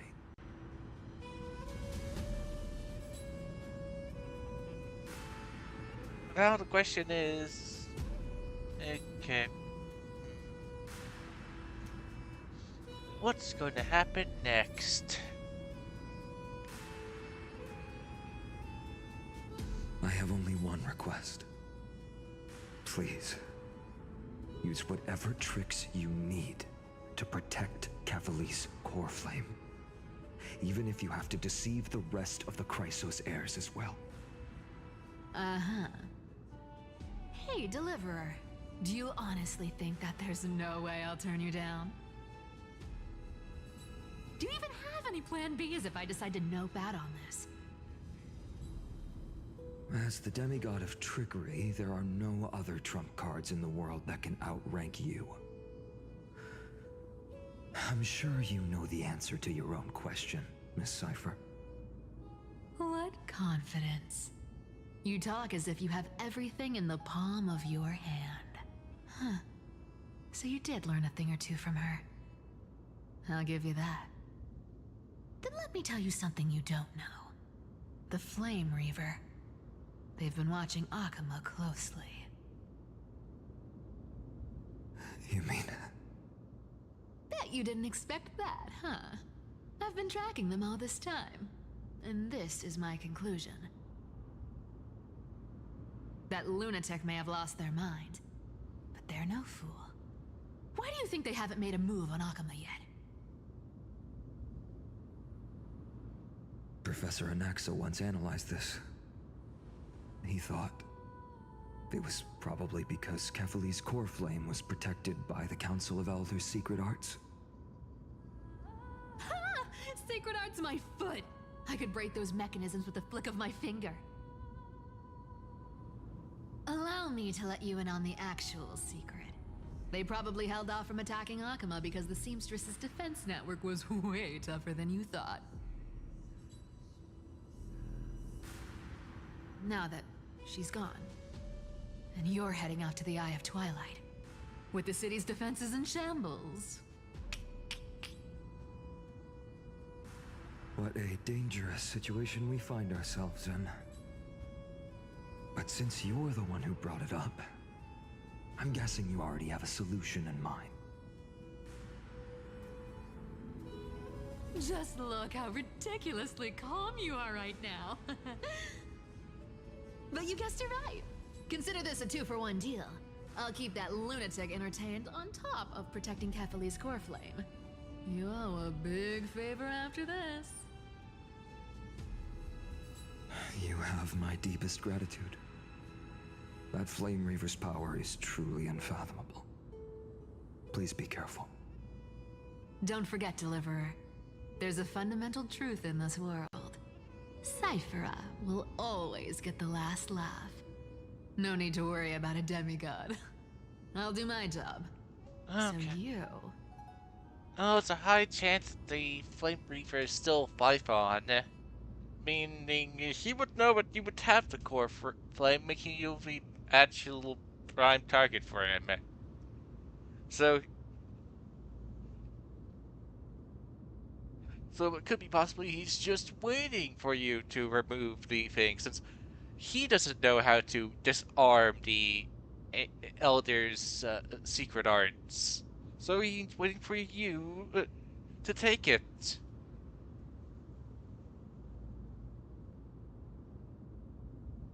Since if everything that Python knows, the Flame Weaver would know. He has the identical sword to the Flame Reaver, except the Flame Reaver sword is broken. The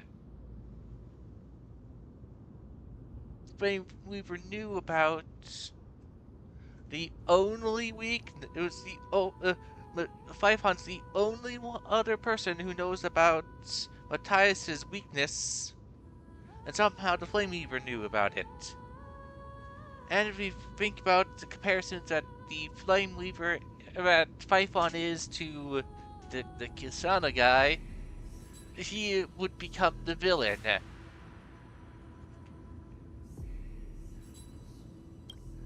Need to make sure you don't die before you pay me.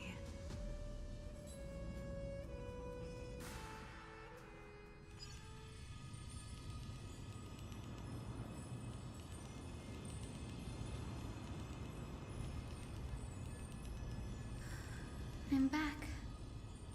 I've been trying to stay away from here since the Black Tide destroyed the grove. And through that, stay away from the memories that might make me sad. But the wind keeps pulling me back. Maybe that's the Twilight Courtier's duty, after all.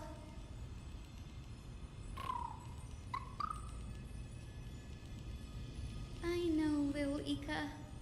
I know. I too miss the days when we all studied together. But we have an even more important mission this time round. Lord Finan has already set the date to campaign against Aquila. Being a descendant of the Sky People,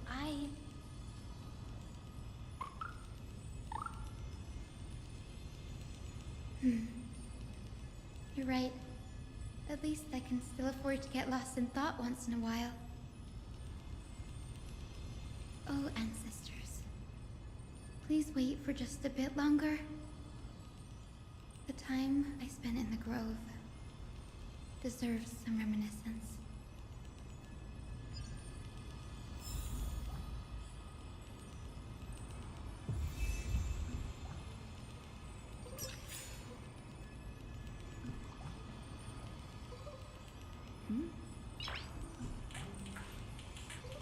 Notice.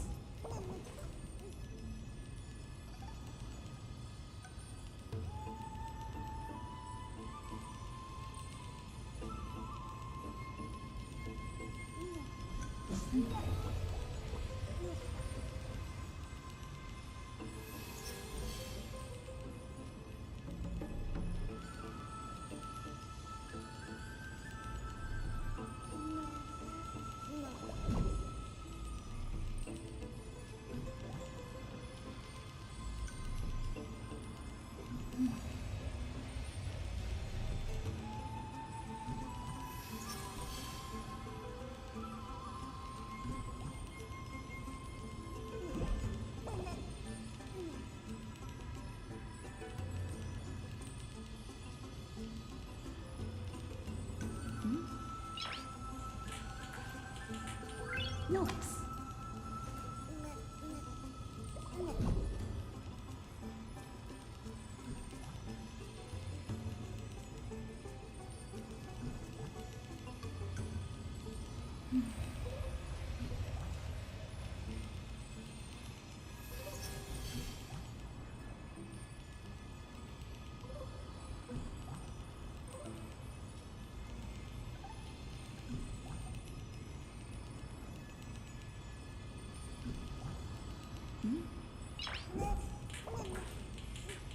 Noise.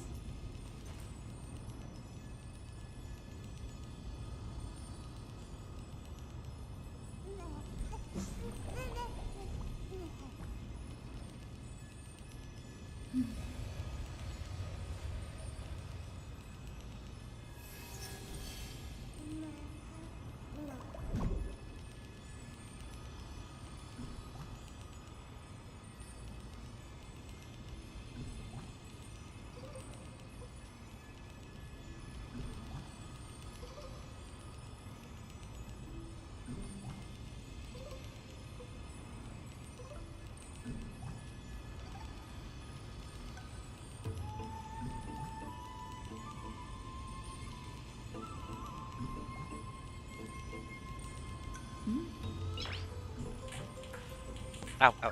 Okay. Oh, right. We need to change this character. There.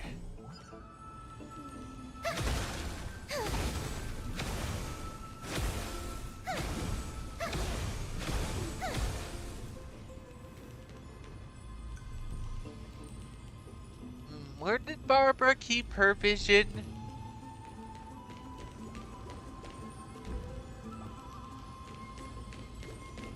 Well,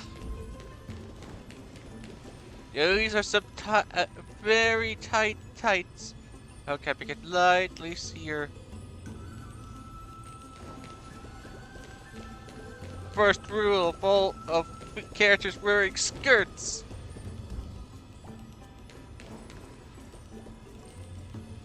They changed how the angling works here.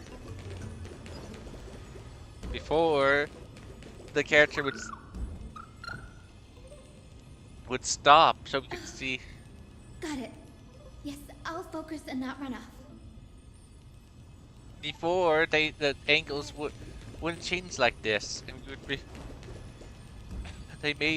They changed it so you can't see upskirting the female characters as easily anymore.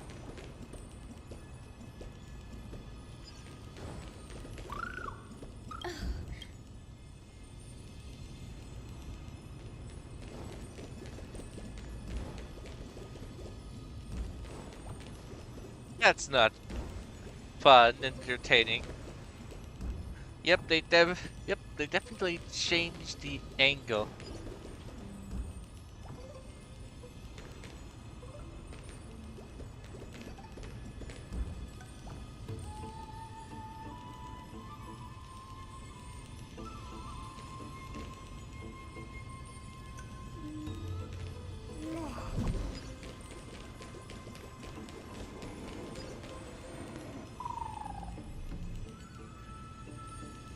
This was where Professor Anaxa gave us the lesson. I can still see that day in my mind.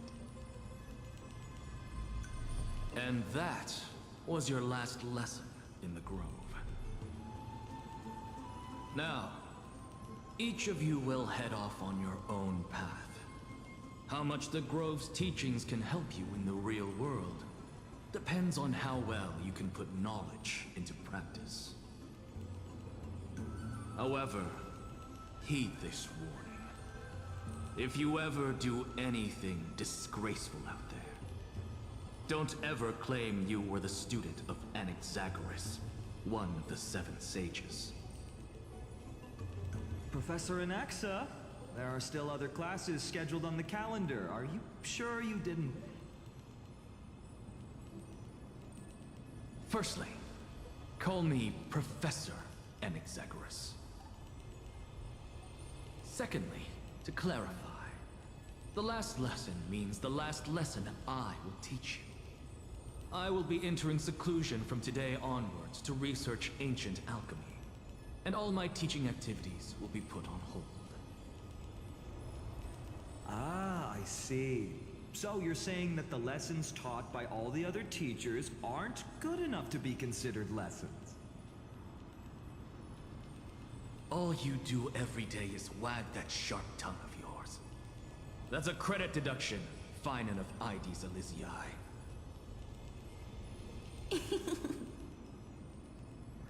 I have nothing left to say. Next. Please wait, Professor. According to the Grove's protocols for a cohort's final class, the lecturers should take some time in that lesson to discuss the students' post-graduation aspirations with them and guide them toward a solid path. Surely you can't skip such a crucial step, Professor.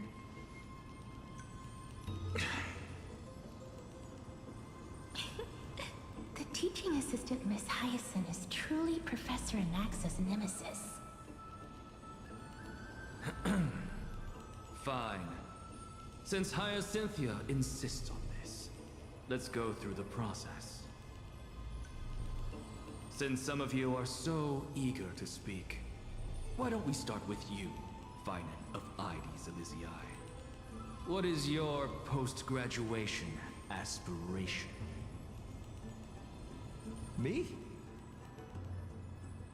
Well, it's not exactly an aspiration, but the only thing I want to do is to protect the people I care about. I see. So you want to be a hero? How boring. Next. I didn't say.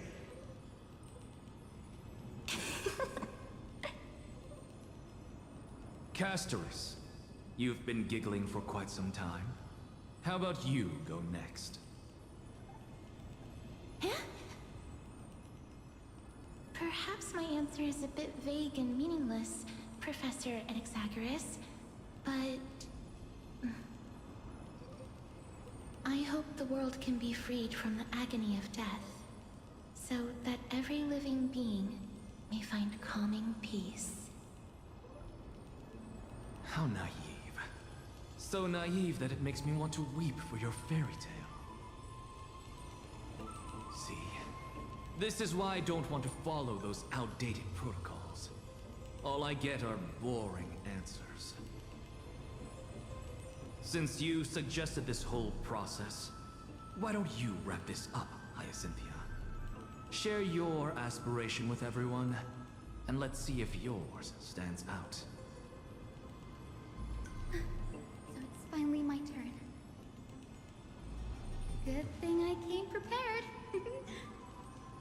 My aspiration is nothing less than completing the final blank page at the end of the hero's epic. Blank page? An interesting description. Do explain, Assistant. I've read all of Amphorius's heroic epics while studying at the Grove, and a common thread came to my attention. Almost every epic ends with a description of the hero's achievements.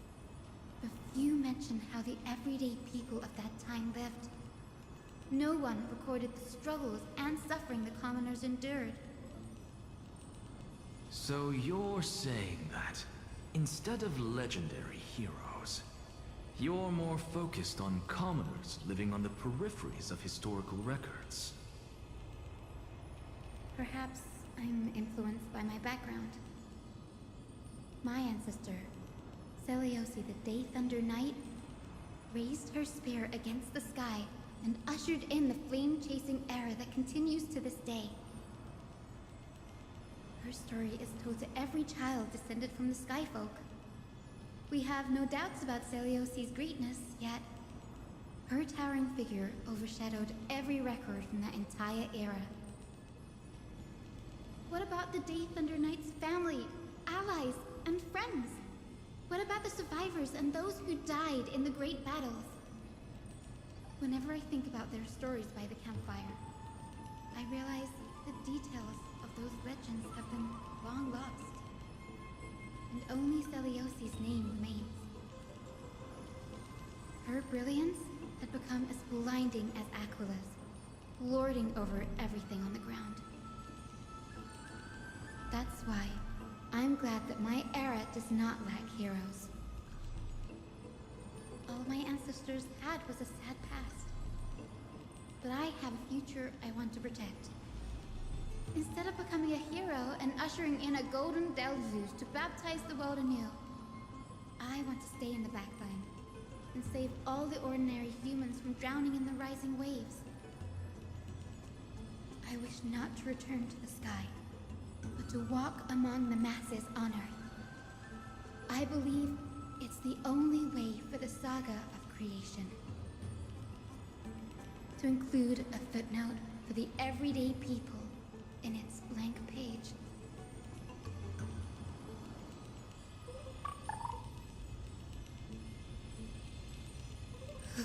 I'm getting embarrassed from remembering how I said all that. But my beliefs have never changed. Now I really have a chance to stay behind the hero's front line and realize my dream.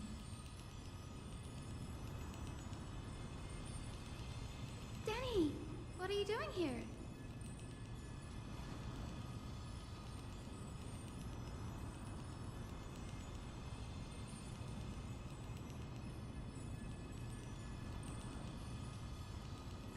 You guessed it. To reach Aquila's realm in the sky, descendants of the Sky People must perform a bloodline ceremony, summon the spirits of our ancestors, and get their blessings. That's the only way for creatures on Earth to forge the rainbow bridge to the sky.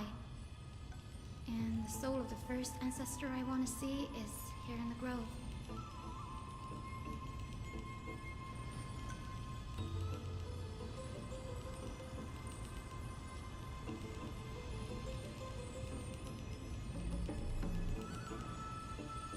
Don't worry. I have little Ika with me. You will protect me, won't you?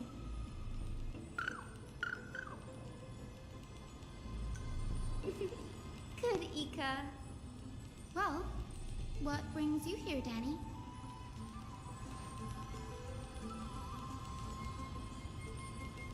I was muted when I did a joke of, was saying, what did you say? As a joke of terms of he's just making. Right. If all goes as planned, you and Gray will be able to go home after this mission, won't you?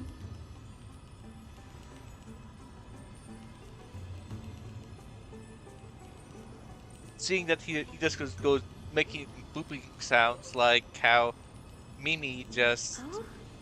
Could it be that you too have some kind of hidden powers to make prophecies now?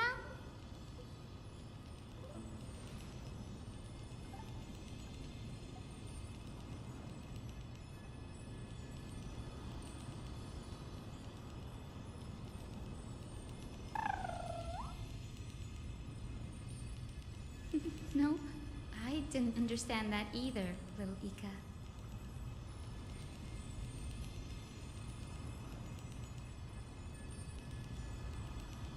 Since we've already met up, why don't you come with me, Danny?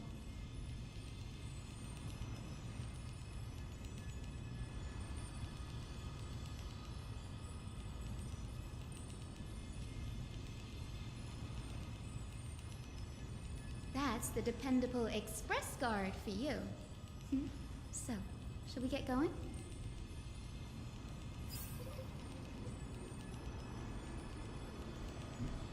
Okay, let's see. We need to put in dog hong and another dog hong. Yeah, perfect.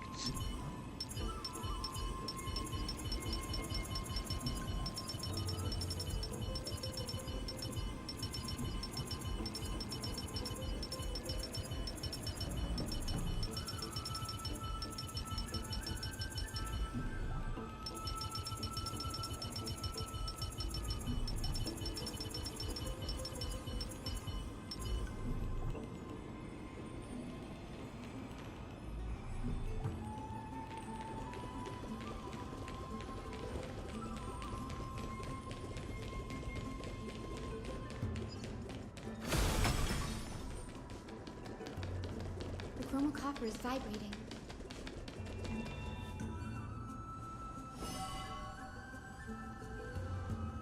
This is the divine object of the Sky People, the chromal coffer. Our ancestors dictated that when a descendant of the Skyfolk is ready to challenge Aquila again, they must first awaken the spirits of their ancestors with the chromal coffer and receive their benediction. Only after this can the chosen Skyfolk reascend to the heavens.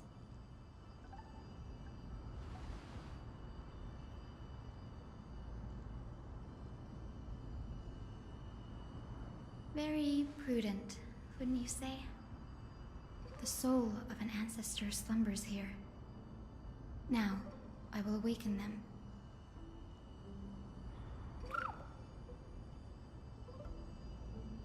I'm to fight a random mob enemy, I guess. I am Hyacinthia from the Twilight Courtyard, a descendant of the sky who has inherited the duty of flame chase. The time has come to fulfill our clan's destiny. I will join the heroes of the prophecy to return to the sky and retrieve the core flame. Ancestor, please bestow upon me your generous blessing.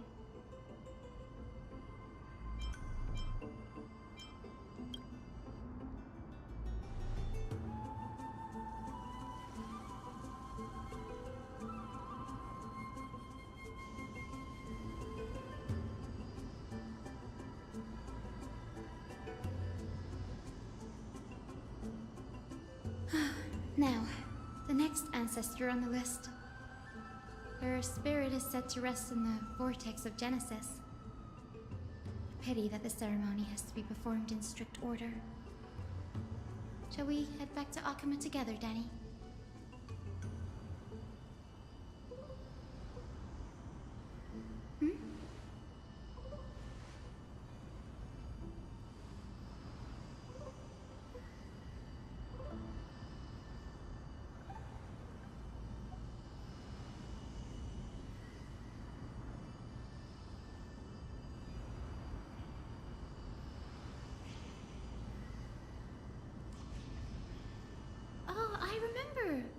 I didn't expect you to keep at it this long.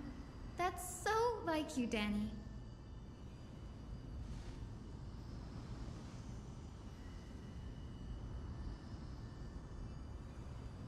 How hard is it to keep to remember the name of Dung? That makes sense. Bagusa was always described as a fickle titan in the myths. Since you're offering, then let me put your skills to the test, Danny. Wait, but he's Chinese, so wouldn't his name be Hong then? And the Dung is his last name?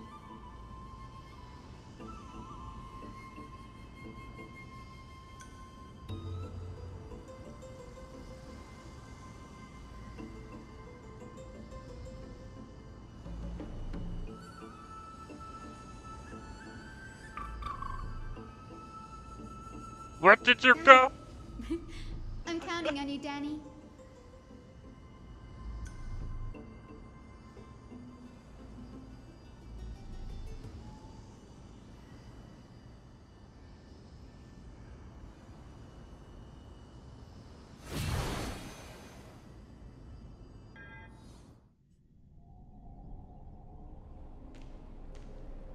The vortex of Genesis. Unbelievable. Danny is full of surprises. But this does feel way more disorienting than the ritual basin. Wait, is Lady Treepy here too? And who is that next to her? Oh, I think I know who that is. Do you have to go already, Syphie?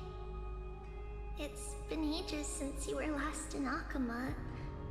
You could have taken some time to rest, and we could have caught up.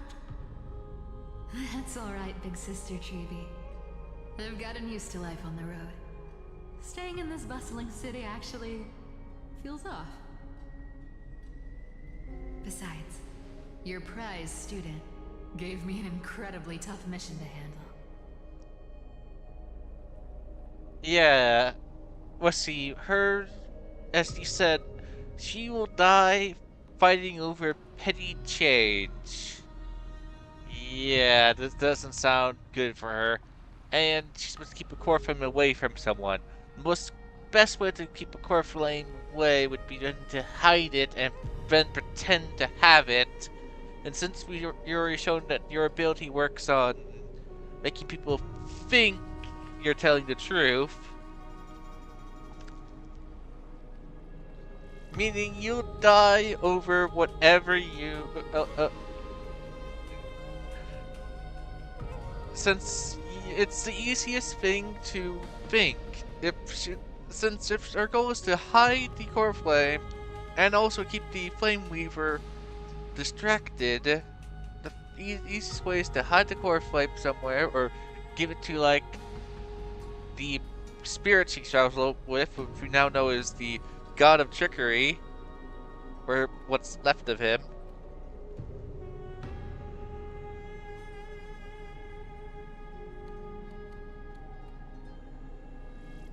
Which, as I said, where then she would just have to run around with a fake of it.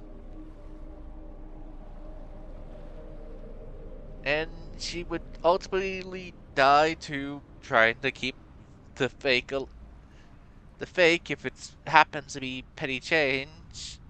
Or, I guess, it looks like she has to hide things on the same scale, so if the size must fit, since she made it. Well, wait, no wait, but the flame weaver was bigger than her, so she couldn't.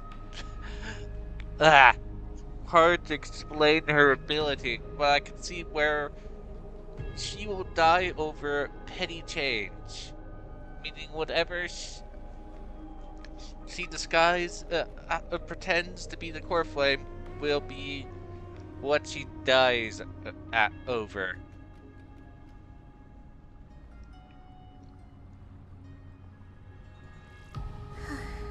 Cut Snowy some slack, Syphie. He's still so young, yet he's shouldering all the responsibilities Aggie left behind. Besides, Snowy's not the kind to ask for help lightly. Since he came to you, it means you're the best person for the job. You really spoil him, Big Sis Treeby. Guess I'm past the age for someone to look after me. Syphie. Just kidding. I get it. That deliverer boy does have a certain charisma about him. It reminds me of Aglaia in her prime. Anyway, I'm about to head out. Oh, Big Sis Treeby, before I go, got a little gift for you. Well, didn't expect you to be so thoughtful. What's in it? That's a part of the game, too. If you want to see the full picture of what's inside, you'll have to wait until nightfall. That never happens. A gift with a mysterious twist? Seriously? Huh? Looks like we have company. Lady Treeby, and this graceful lady must be Miss Cypher. I'm Hyacinthia from the Twilight Courtyard. Everyone calls me Hyacinth. Pleased to meet you. Bright and cheery as a lamp. Well, hello there, pink child. I'm Cyphra from the long-fallen city-state of Dolos. As for the rest, it's all in the history books, so I don't need to repeat it here. I question why they keep saying where So, they're from. You're from the Twilight Courtyard. Does that mean... Yes, I'm a descendant of the Sky People, the Chrysos heir about to take over the authority of Sky. Whoa! That's unexpected. I figured Celiosi's descendant would be, I don't know, taller, stronger. Better looking. Don't judge a book by its cover, Syphie. Zinni is a master of her craft. She's the most skilled and dependable physician in all of Amphorius. Don't worry, Lady Cypher. I may not be as strong and warlike as Lady Celiosi from 1,000 years ago, but I'm confident I can carry out the mission of the Skyfolk.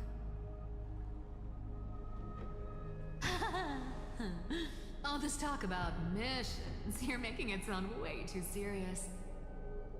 You've got to look out for yourself, girl. Don't push yourself too hard. I'd hate to see that cute face all scratched out by Aquila's claws. Siphy cracking jokes? Looks like you haven't forgotten what Aggie said all those years ago. Anyway, I've got a mission to handle, so I'll get going. Good luck, Miss Hyacinth. And if things get tough, just let that deliverer take the lead.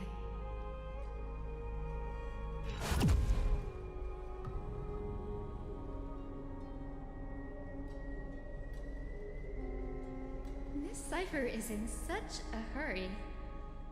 Don't worry, she's always been like that. It's good to have her back in Alchema lending a hand.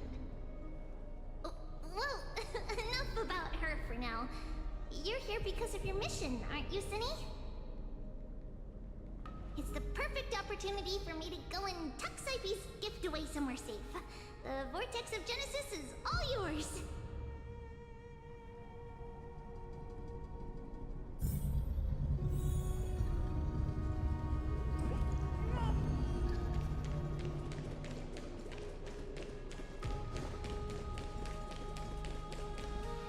I will join the heroes of the prophecy to return to the sky and retrieve the core flame. Ancestor, please bestow upon me your generous blessing.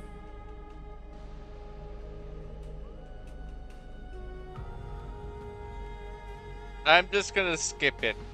If as I said, I encourage you all to watch this video to play the game and see what happens. But yeah, I don't.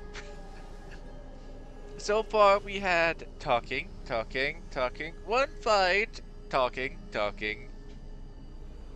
and more talking.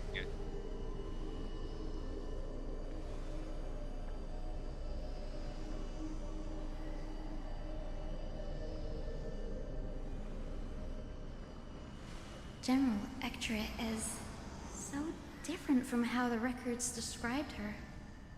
She's quite a gentle person. All right, time to head back to the Grove. I shouldn't keep Danny and little Ika waiting. And so, Tiamat's definitely supposed to be like a play on Icarus.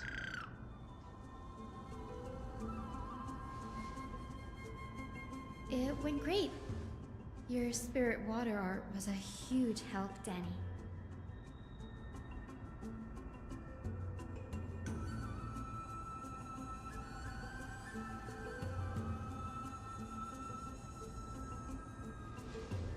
What's wrong, Danny?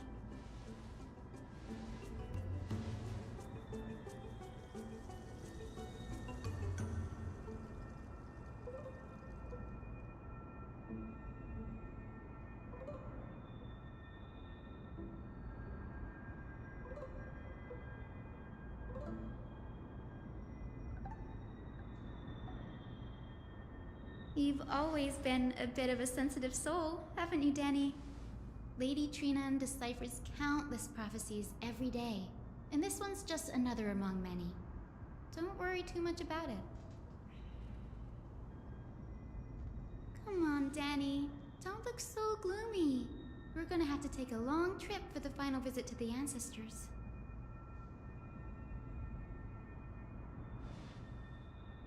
Our final stop is Lord Mighty's home, Castrum Kremnos.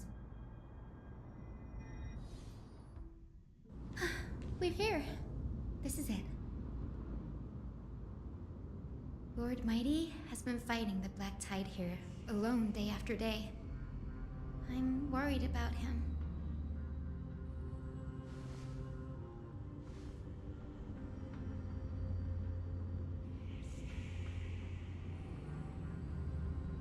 That means he hasn't been consumed by the Black Tide's madness yet. We're here to complete an important mission. We shouldn't interfere with this battlefield. Don't you agree, Danny?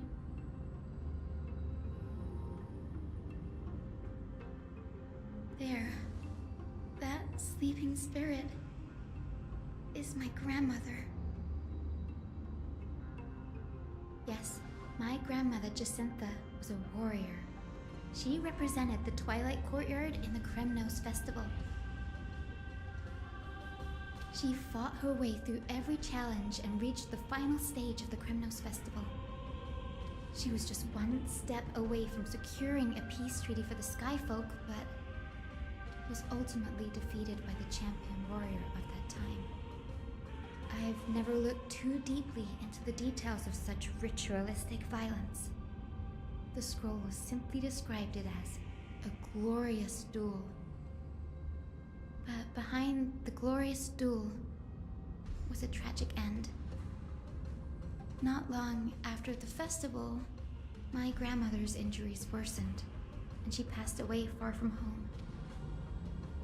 This prophecy tablet was left here by the Kremnoans to honor her final wish. Her death marked the final collapse of the Twilight Courtyard, already fragile under the shadow of war.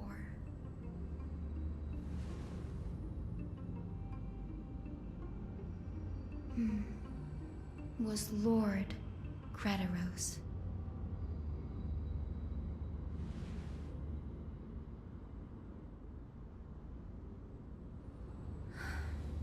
Seeing him lying there, gravely wounded, bleeding out, I can't put what I felt at that moment into words. But when I heard Lord Grataros took that fatal blow to protect Lady Trianne, all those tangled feelings faded away. To quote Lord Finan, Grataros must have done that to become a better man.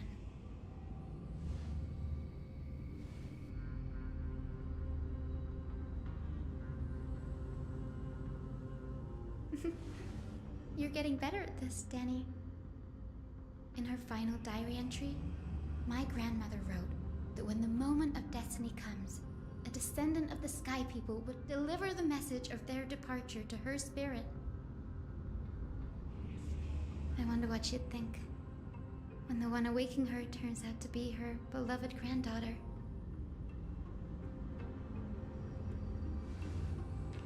I will join the heroes of the prophecy to return to the sky and retrieve the core flame. Ancestor, please bestow upon me your generous blessing.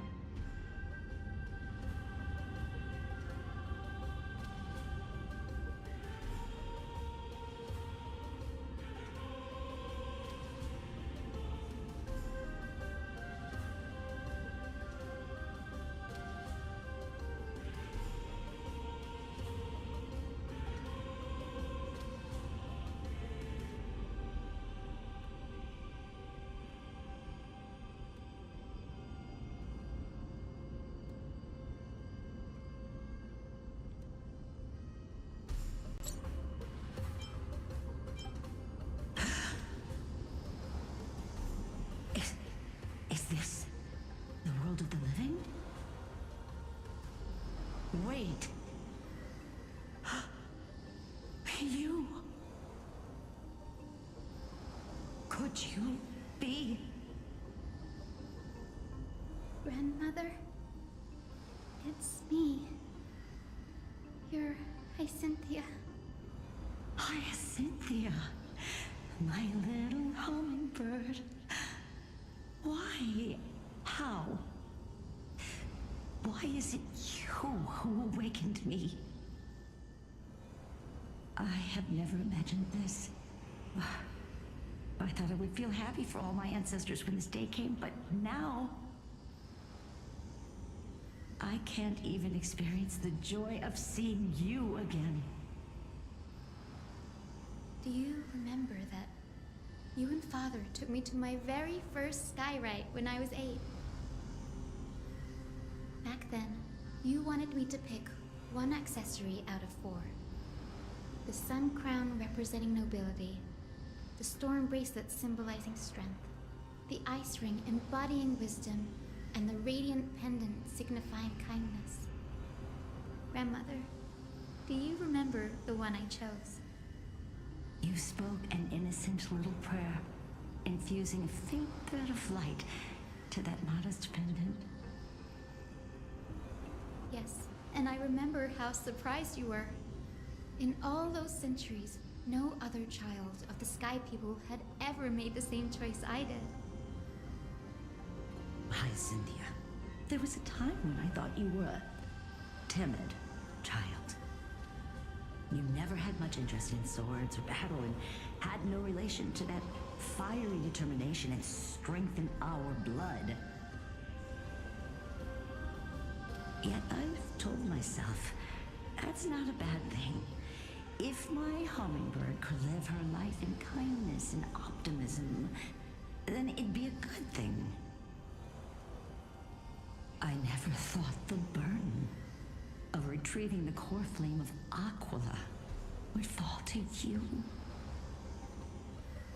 Don't worry about me, Grandmother.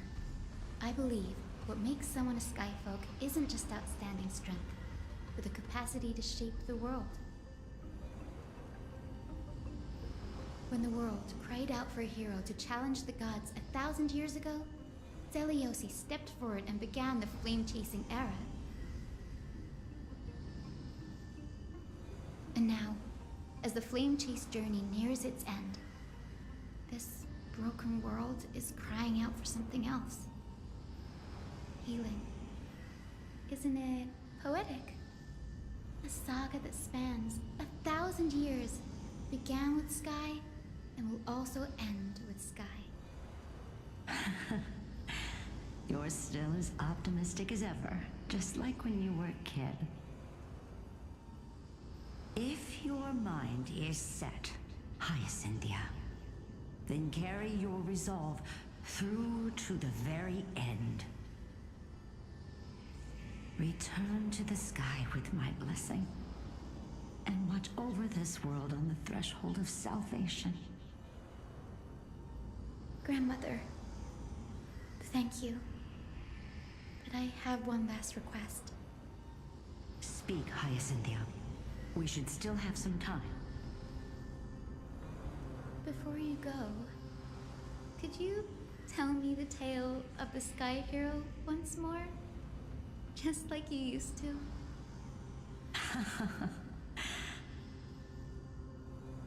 Then listen closely, my dearest hummingbird. After all, this will be the last time. For millennia, the Titans waged relentless wars, leaving the world scarred and ravaged. A century of the Chrysos War plunged the nations into chaos and decay. Until a spear, fueled by mortal rage, pierced through the smoke and flames that buried the prophecy of deliverance. Aquila, the celestial shaper, the 100-eyed divine bird crowned with the blazing sun and wielding thunder, though struck blind in 99 eyes by Nicanor, they kept one eye glaring at the children of Twilight who received divine blessing, yet turned their weapons against the gods. The Chrysos heir of the sky, Seliosi, the Day Thunder Knight, ascended the forbidden lands of the Eye of Twilight at dusk, clad in wings. To her left was the lion-headed Solibus the Sunlit Wings, whose roars breathed divine flames and scorched the world. To her right was the horse-bodied Lunibus, the Moonlit Plume, whose graceful steps trampled the stars in the heavens. The one warrior and her two beasts challenged the ruler of the sky, determined to seize the divine core flame through plunder. The Titans' every roar summoned lightning bolts, and their every movement stirred cyclones. The wounded Titan's blood poured down like boiling rain upon the world and converged into scalding torrents. In the final moments of battle, the sun's wings set the Titan's wings aflame, while the moonlit plume sealed the divine body. The battered hero of the sky, with her wings broken and her body covered in wounds, struggled to lift her spear and pierced the last monstrous eye. The Titan's divine body crashed to the ground, and with it, the sky tore apart like fabric, about to fall with its god. The fear and pleas of mortals urged the hero of the sky to rise again. Seliosi, the Day Thunder Knight, the first of the Chrysos heirs to slay a god in this world, charged into the crumbling body of Aquila with her two fearless winged companions. She merged with the Titan, holding up the sky once more, only to leave behind a powerful message for the world. My descendants will be blessed and cross the Rainbow Bridge back to the sky. At the end of the prophecy of Genesis, they will reclaim the core flame from my hands.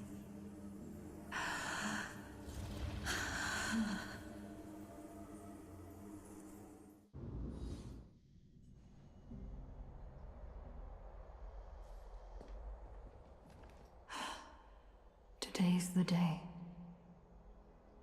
Wow, I didn't expect it to be so lively up here. Are these people here to send off the Chrysos heirs? There's Svinen. Let's go talk to him.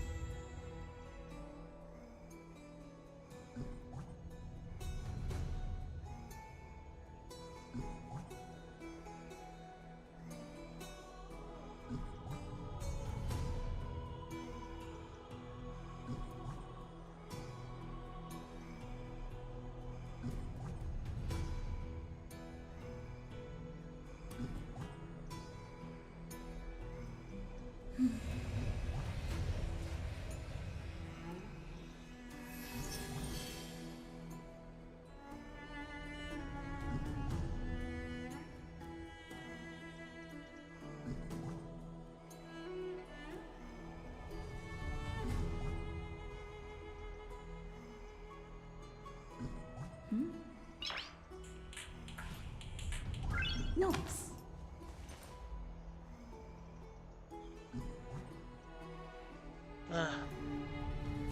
Be right back.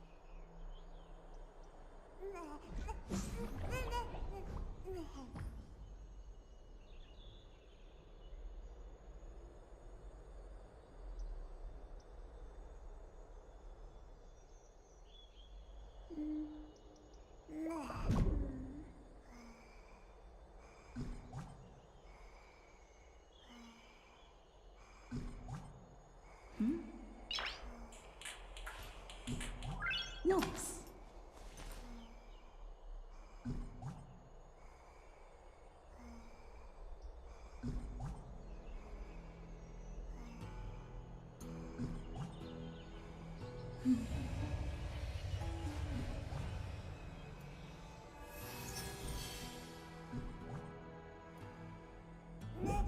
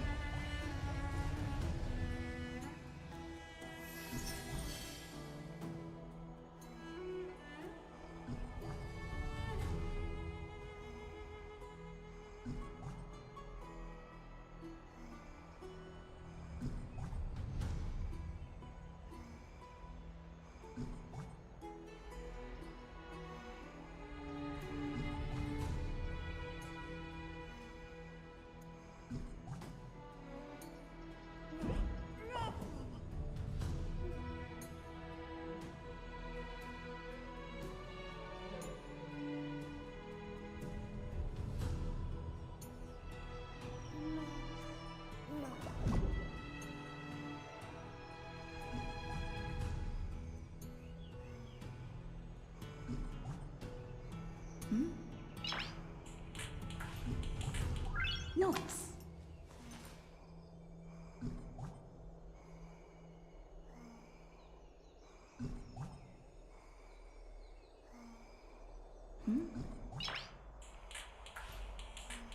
Noise.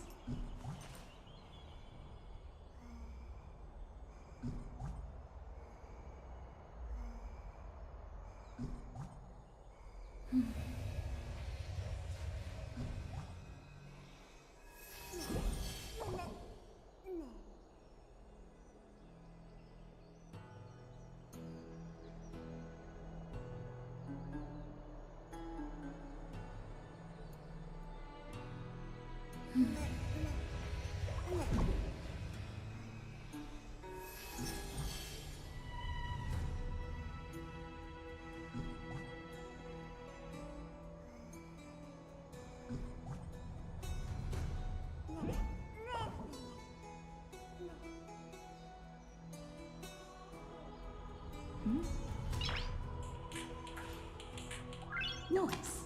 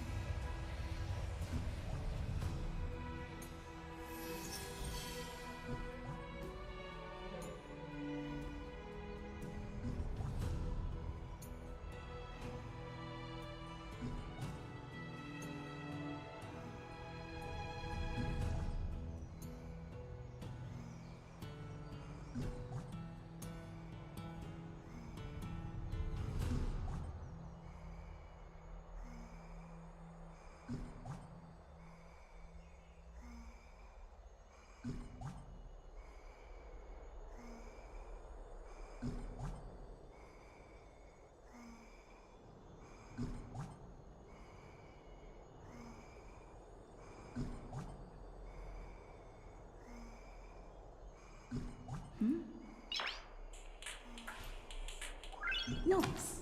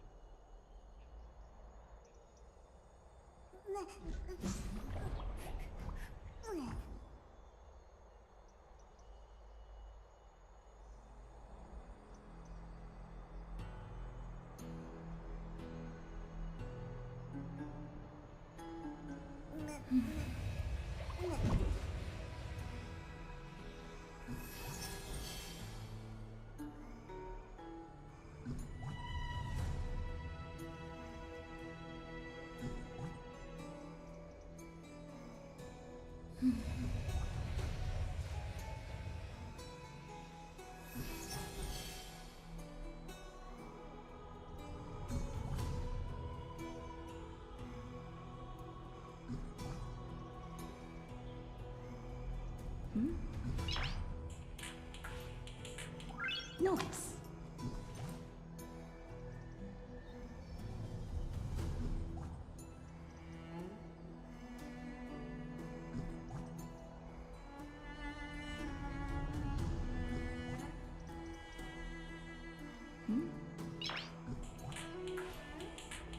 Nice.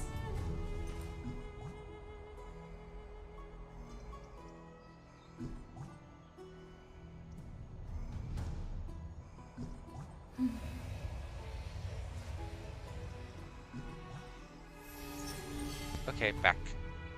And my chair's acting up.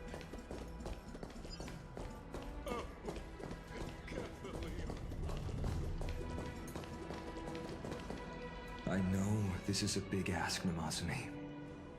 I hope you understand. Please don't say that, Lord Finan. It's an honor for us to be entrusted with this task.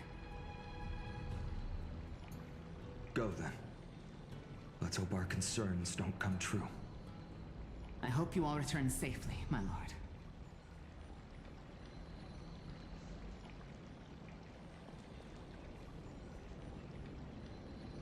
Ah, there you are, partner. You didn't oversleep this time, did you? Yeah, I did oversleep. I was sleeping while setting up.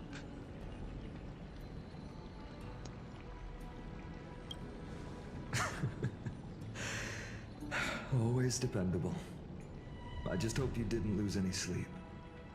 We've still got a tough fight ahead. Ready, comrade? If all goes according to plan, this could be the last battle where we fight at each other's side.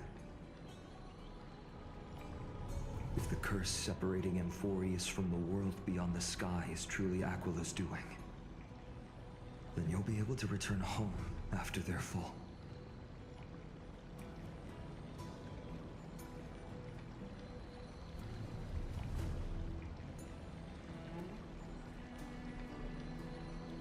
That would be a problem. We'll need to get you home before Aranova. Let's leave the emotional goodbyes for later. That'll give us some time to figure out what we should be feeling at that time. Besides, when we were playing the Seal Slammers, that bumping seal game, didn't you teach me something back then? Crack the champagne at halftime to watch victory slip away.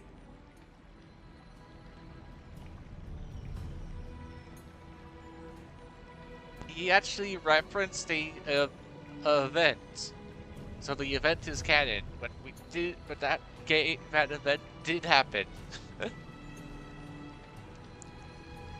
before the events of this story. So if someone's playing this game, they need to do that seal event to have in chronological order. Well, then I have to use something else Don Hung taught me as comeback. The last mile is the hardest. Hey, speaking of Dunhung, where is he? He arrived before everyone else and climbed to the cliff top to wait for us. He's probably not keen on being the center of attention. Lord Finan, please make sure you all come back safely. Please defeat the indifferent Eye of Twilight and restore compassionate sky to Amphorius. Thank you all for your blessings. Rest assured, we're fully prepared. But I'm not the main attraction today. Please don't hesitate to cheer for Miss Hyacinth when she arrives. Miss Hyacinth! The chosen daughter of the sky, the pride of the Twilight Courtyard. She's not just the pride of Akuma, but all of Amphorius as well. And furthermore,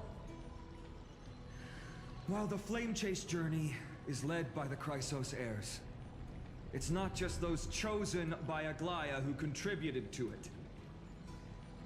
Let's extend our gratitude to the 2 warriors of the Outlands who bravely stepped up and risked their lives for those they've never met. Hero, your saga will be chronicled in epics and celebrated across the New World. Warrior from the Outlands, endowed with the might of Orynyx, the vanguard of deliverance.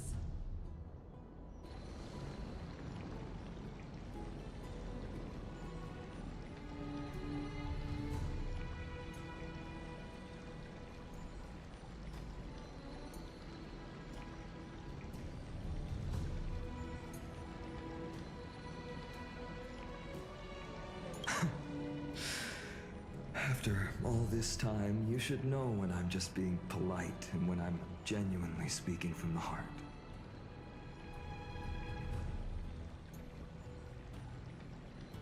That praise was heartfelt, partner. Had I not trusted my instincts and put my faith in you and Dan Heng, it's hard to imagine what might have become of Ak.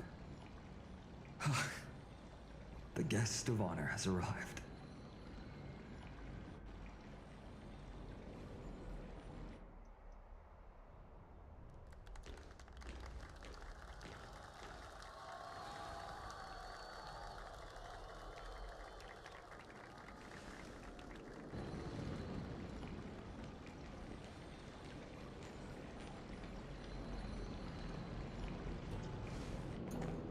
People of Akuma, I've been blessed by the ancestors of the Sky People. They have agreed to bestow the 1,000-year mission to me, and to have me claim the core flame of Aquila.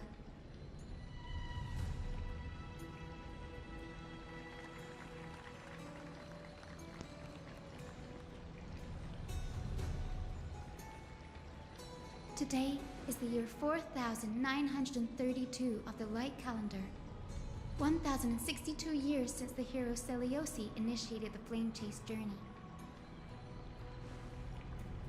I, Hyacinthia of the Sky People, am prepared to lead the children of humanity back to the sky.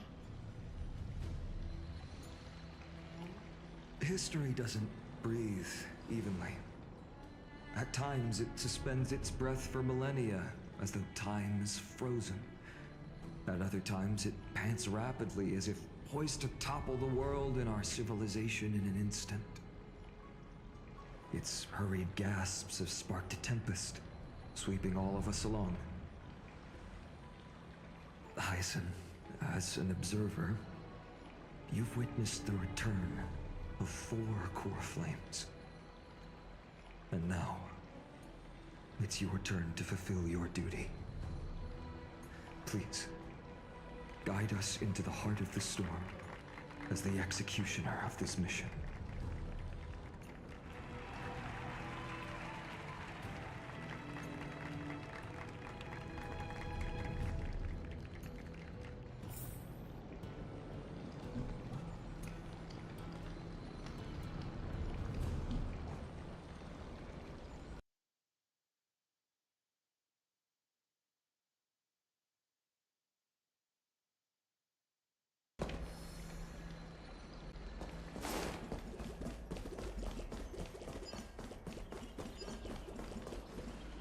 Splendid gods once walked the paths we walk.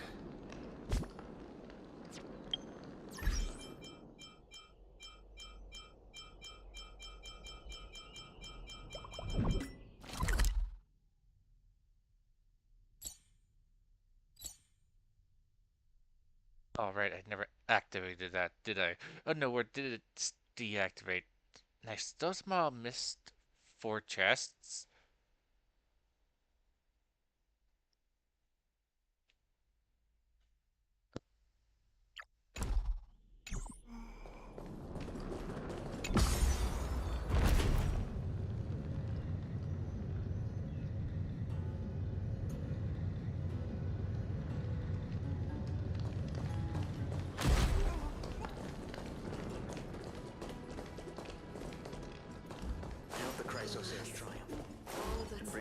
this darkening world.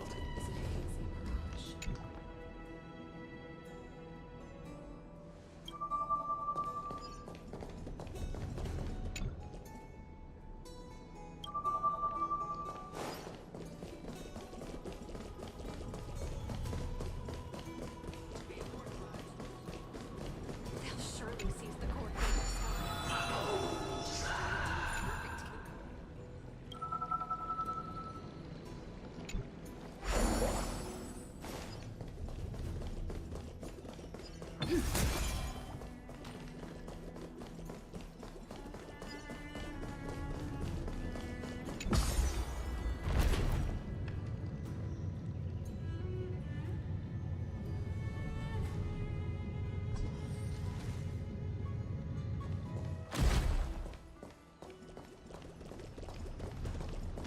Thanks for waiting, Don Hung.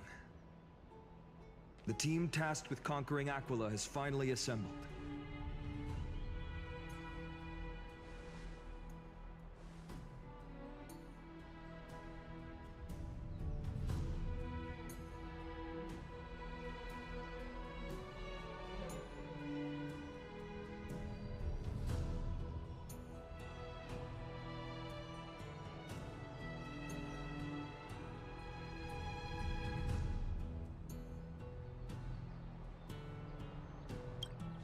So full of energy, comrades. Seems I chose the perfect day. Hyacin, it's all yours now. Legend tells of the Skyfolk once divided into many tribes. The Sunfolk worshipped the sun. The Rainfolk were devoted to storms. And the Winterfolk waited for signs in the snow. Our ancestors lived under Aquila's light. Yet they were blinded to all but one color. They forgot that the light that illuminates the world is made of countless different colors. That's why the rainbow is my favorite. For not only does it reflect the many colors, it is also a bridge. And I want to use the Rainbow Bridge to link everyone's hearts and give hope to every soul on Earth. Ancestors, with the rainbow as your guide, lead me back to the home of the Skyfolk, a land we have not seen for 1,000 years.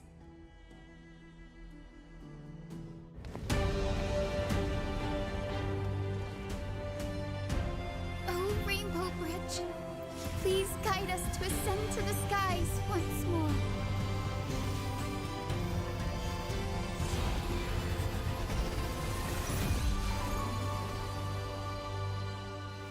Friends, let us soar together.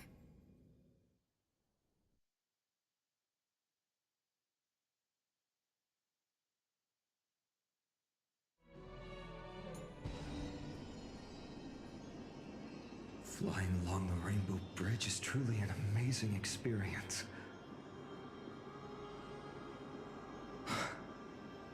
The Eye of Twilight. It's the legendary sky fortress of Aquila. I never imagined that one day I'd be able to step foot on it. My ancestors once built a magnificent civilization among the heavens. The Eye of Twilight, which we are standing on, is the home of Aquila and the heart of the city-state in the clouds. This must be where the hero Seliosi stood when she challenged Aquila and began the first step of the Flame Chase journey. We are here to end the journey she began. Even legends are corroded by time, but that won't change what we must do. According to historical records, the civilization that worshipped Aquila once mastered advanced technology, which made their strategically located Sky Castrum the only force that could face Castrum Kremnos head-on in the Chrysos War. But they were divided within. The frequent wars started by the Chrysos heirs drained their power, especially after the prophecy descended. In the end, they had to hide among the clouds, far from the conflicts raging below. Apparently, the division was between the two most important sky tribes, the Sunfolk and the Rainfolk. And Celiosi's frustration towards the endless strife among her people made her turn her spear towards the Titan above. After driving the enraged Titan to the brink of defeat with her two-winged companions, they all vanished somewhere in the sky. Her achievements were unparalleled, even if later legends exaggerated the details. Yet she still could not end Aquila, nor bring back the core flame of sky. Some say she sealed the wrath of the god within herself, trapping them deep within the Eye of Twilight to support the heavens of Amphorius forever. In other words, she became one with the Titan. I would have considered it a fairy tale, but after seeing what happened with Professor Anaxa, not anymore. Has that Titan and that fused hero been looking down on the world from here for 1,000 years?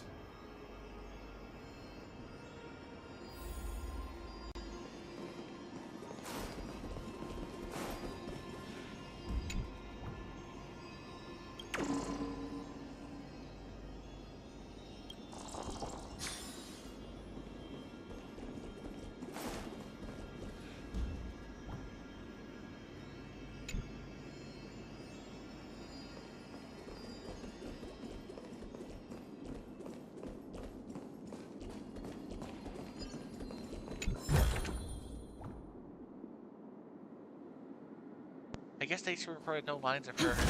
Oh, was I need to double turn time talking? So I was talking to about the Rainbow Bridge being Nordic, not Roman or Greek.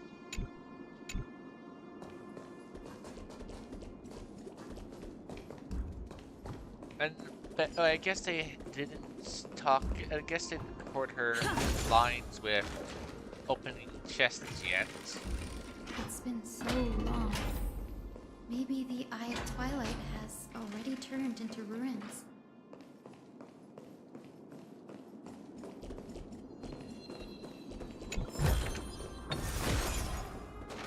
Behind it? Nope.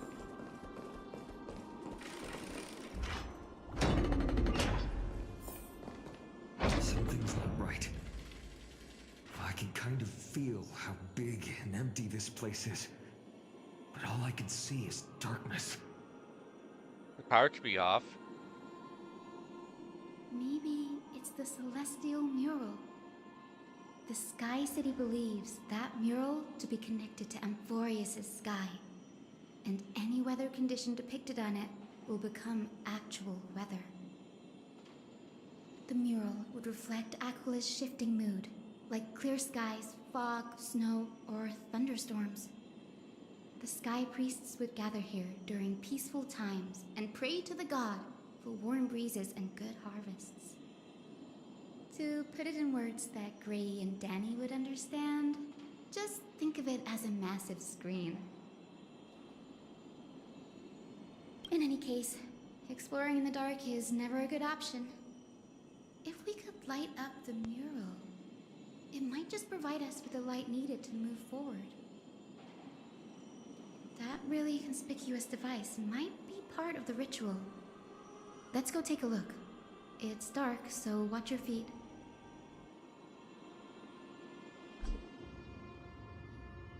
Oh, I tripped. God, my pit's right here.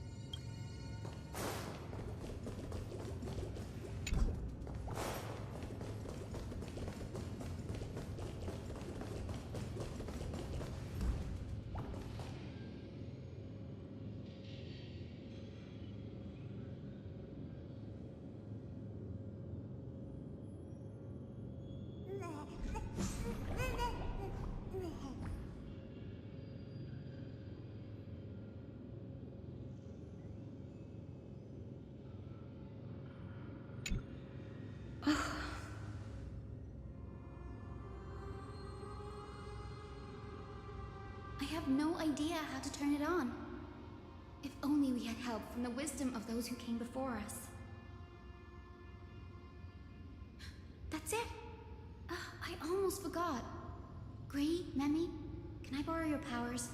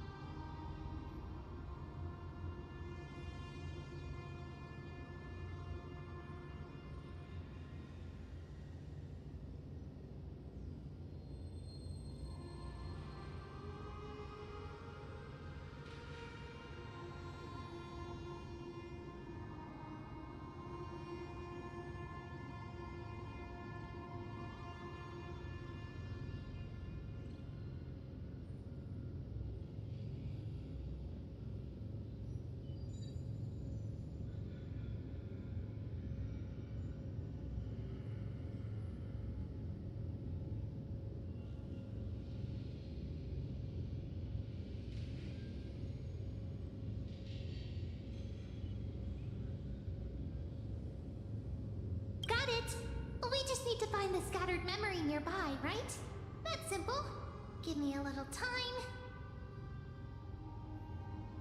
Feel the flow of time. Over there. And over there. Done! There haven't been many people for a while, so the traces of time are super obvious. I knew you could do it, Memi. You are a huge help.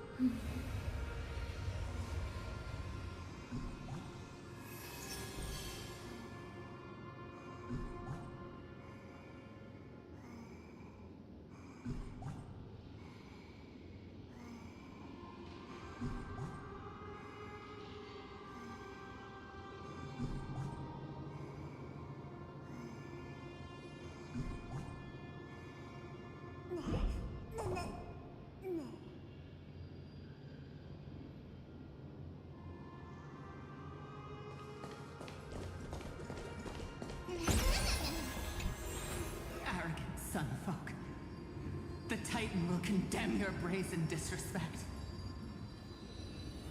But Aqua, you that shape the sky, why do you avoid the pursuit of dark clouds? Are not clear skies and stormy rains equally your creations? The Sunborn see your behavior as an act of favoritism towards them, and weaponize this reason to oppress my people. The Rainfolk will not suffer in silence. Oh God.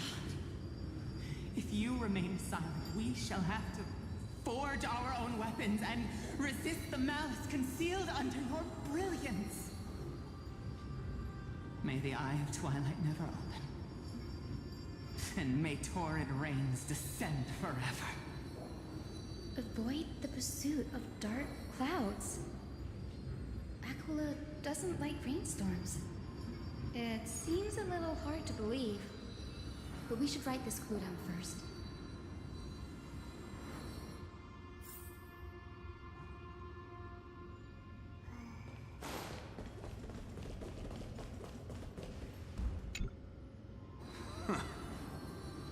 Foolish rainfolk. The great Aquila has already left a mark of their manifestation on the golden clouds. The gods' choice is clear. Only we, the Sunborn, are the true heirs of the sky. This war is destined to end in the victory of the Sunfolk. May the Eye of Twilight never close. May eternal daylight embrace the land! Left a mark among the golden clouds. Is this referring to the celestial mural? But we can't see anything right now.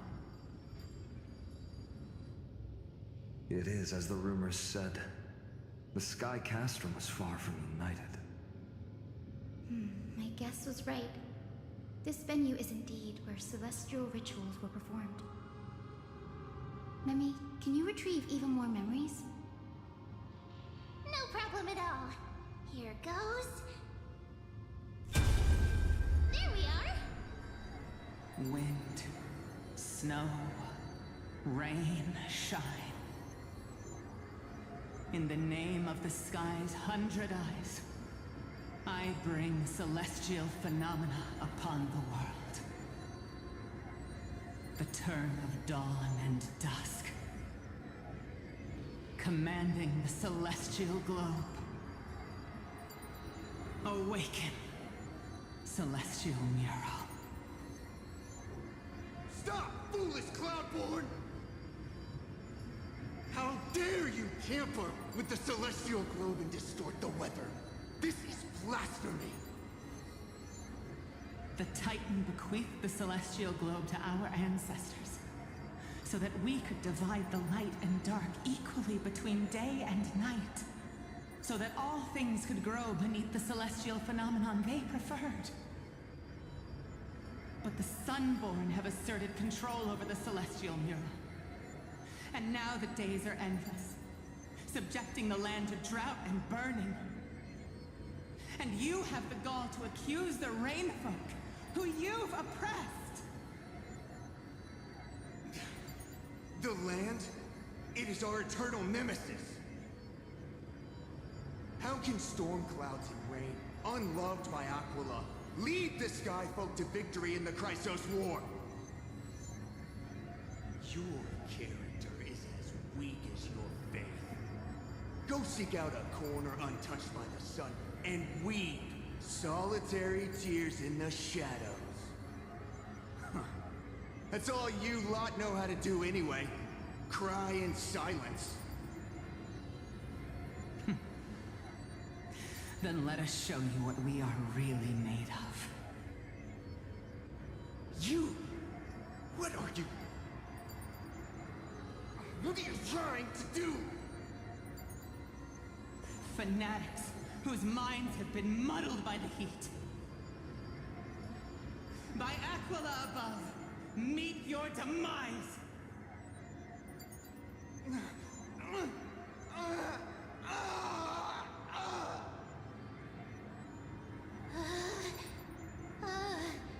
What a terrifying memory.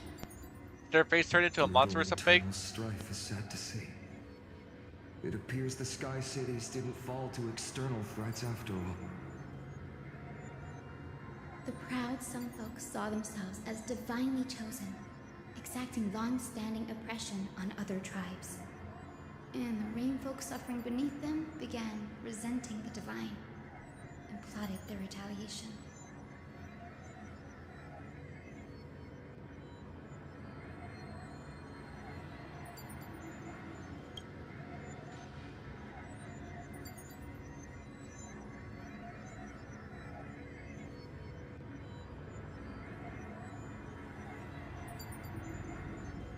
No matter the era, conflict among humans is destined to persist. Having witnessed the actions of Kindness and the Cleaners, it isn't so hard to understand this piece of history.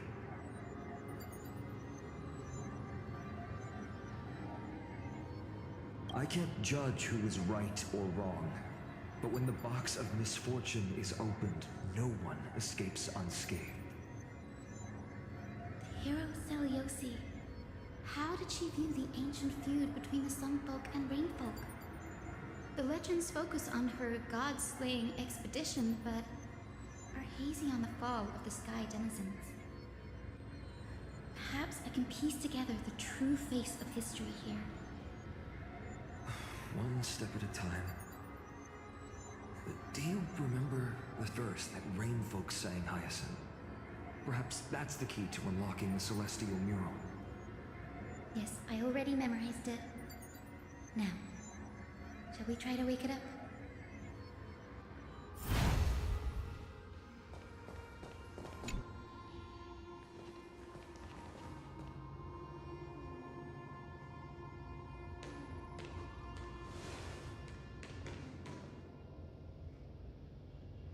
Wind, snow, rain, shine. In the name of the sky's 100 eyes, I bring celestial phenomena upon the world. The turn of dawn and dusk, commanding the celestial globe. Awaken, celestial mural!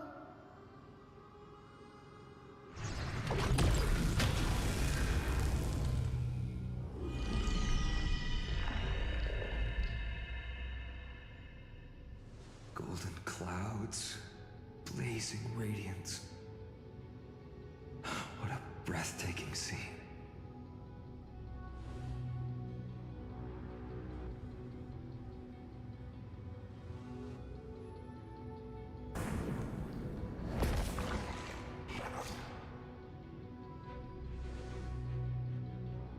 How chilling. I wonder if Aquila is also watching us. I remember the Rainfolk mentioned the Titan dislikes overcast days. We might be able to use this to our advantage and change how the mark is behaving by changing the weather on the mural.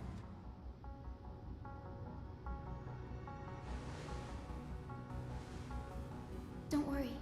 The mural probably lost its original function ages ago. Alchemist's light comes from the Dawn device shouldered by Kefali anyway.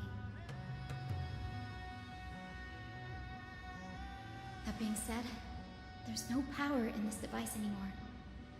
We have to find another celestial globe if we want to change the weather in the mural.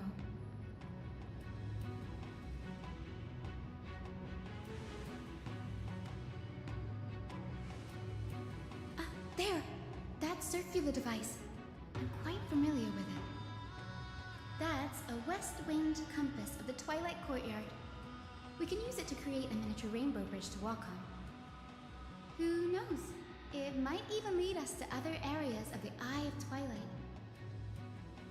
Technology passed down from the Golden Age is finally proving useful. Let's go. Leave the adjustments and calibrations to me.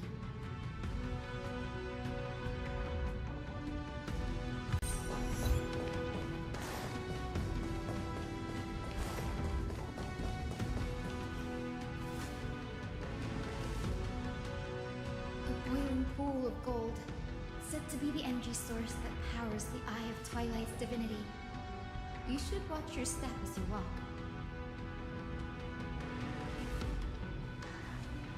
The mechanical structure is a bit different from the one used in the Twilight Courtyard. How should I put this? a little more complicated.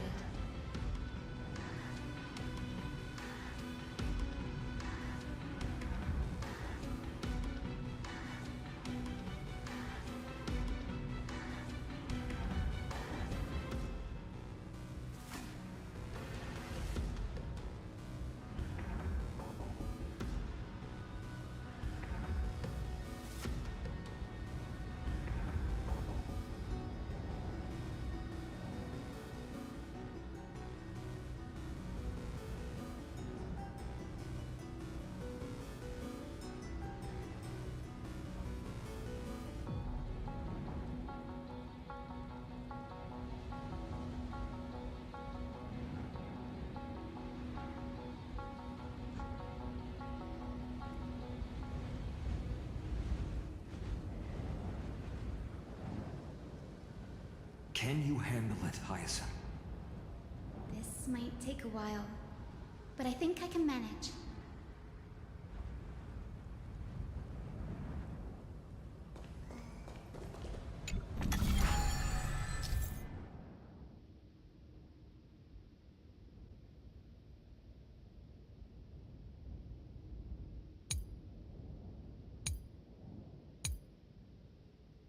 Deep breaths and find the way out.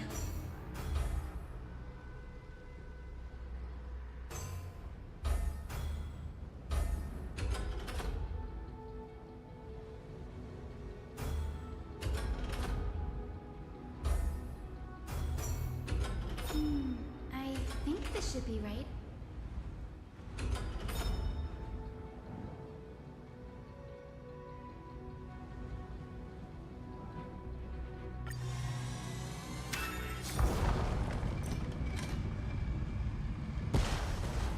Look, the rainbow bridge has appeared. Well done. Now we can cross. Hey, careful!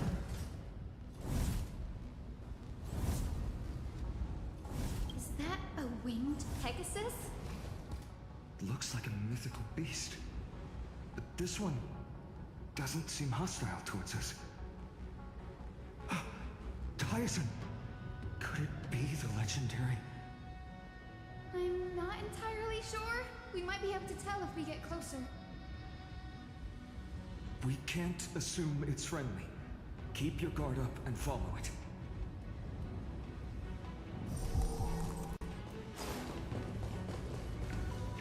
Legend has it that the hero Celiosi was always flanked by two winged companions, Solibus and Lunibus.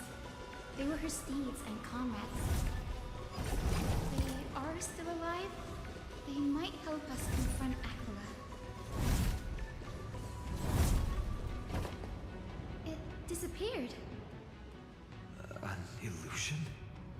Or the memory dissipated? How strange. That Pegasus was different from the other memories. It was surrounded in an air of sorrow. It's so heavy that it's hard to breathe. Was that Lunibus's phantom? Did it appear here because it has unfinished business? If that's really the case, there must be a super strong obsession keeping it in one piece. Could it be some remaining bits of Celiosi's will? We can't be sure of that yet. Let's take the elevator up to the Eye of Twilight's core first.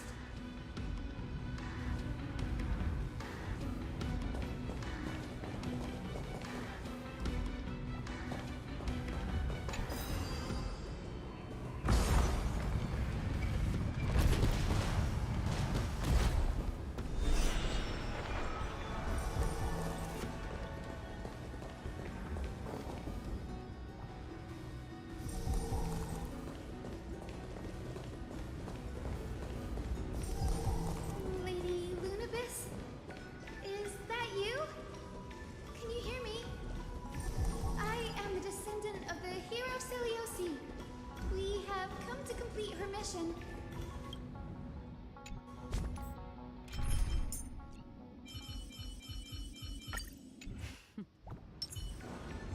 Spring forth.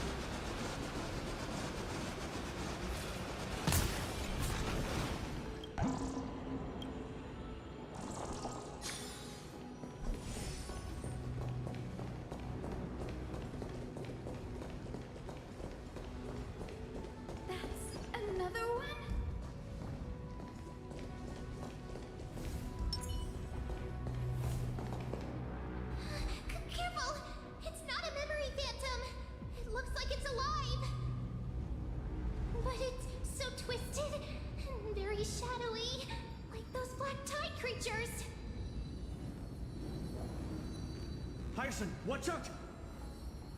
So, you're Lady Lunabis, aren't you?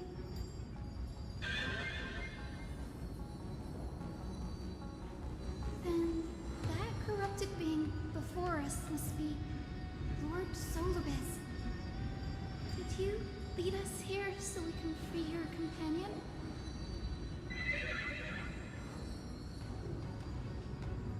I understand now.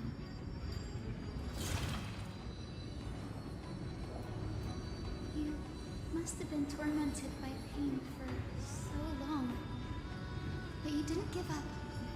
And you've held on to what little is left of your will with such tenacity. Don't be afraid. You're not alone anymore. I am Hyacinthia, the healer who inherited the hero's bloodline. Celiosi, the Daybender Knight, was once your comrade, wasn't she?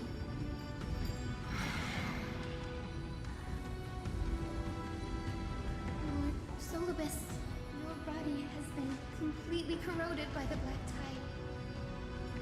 But I can still heal your tenacious soul. Just like Lady Lunabis, even if you've lost your mortal body, your spirit remains pure. Please, keep holding on to what's left of your will, and I will reawaken you as a heroic soul.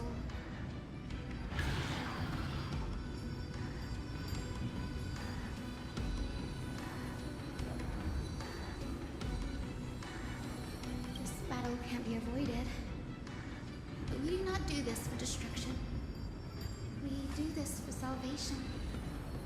Solobis, the sunlit wings that once accompanied the hero. If this battle can remind you of your great deeds from back then, it would be my honor. Come on, heroes!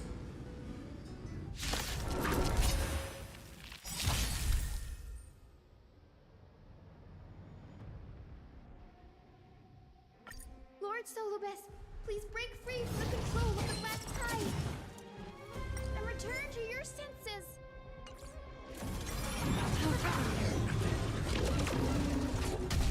Let's try it this other way.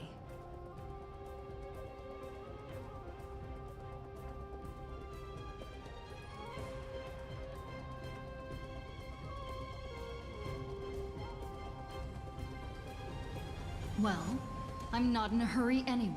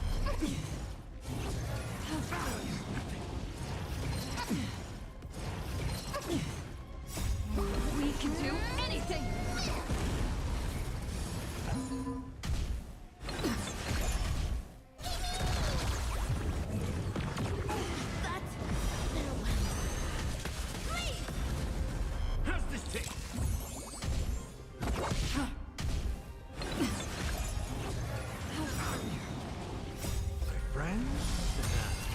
Indulge yourselves! It's over. Solibus.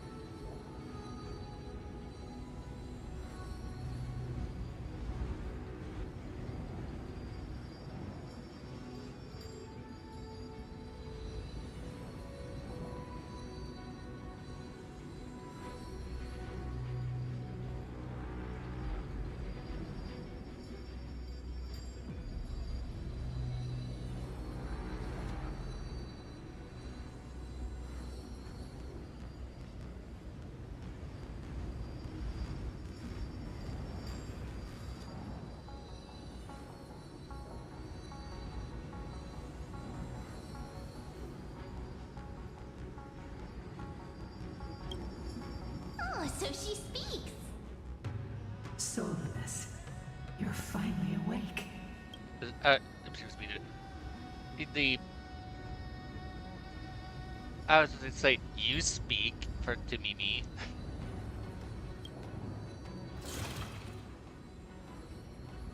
You can't talk, though. My consciousness has been lost for far too long.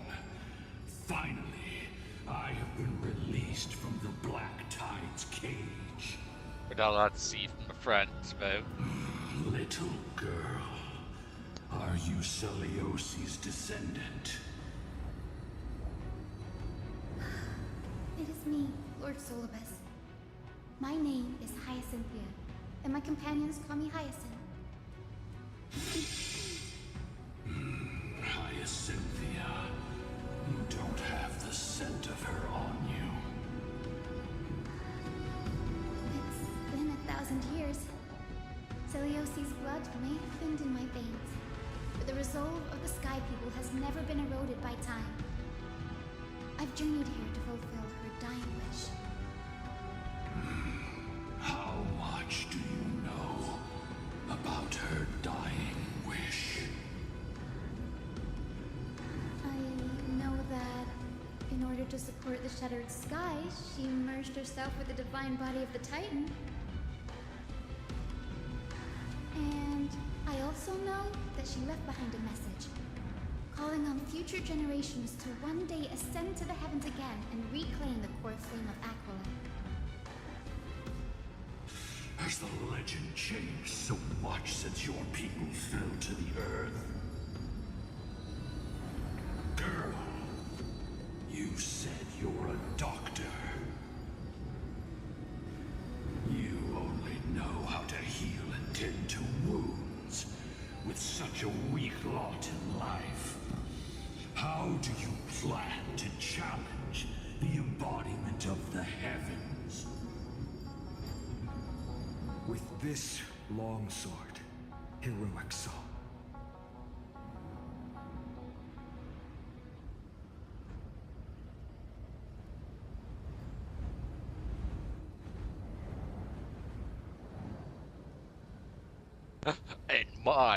And his spear.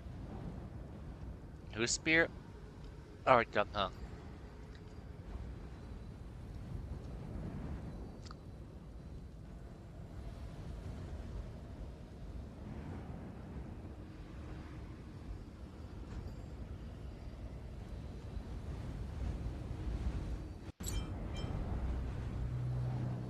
As you can see, we're all Hyacinthia's companions and comrades.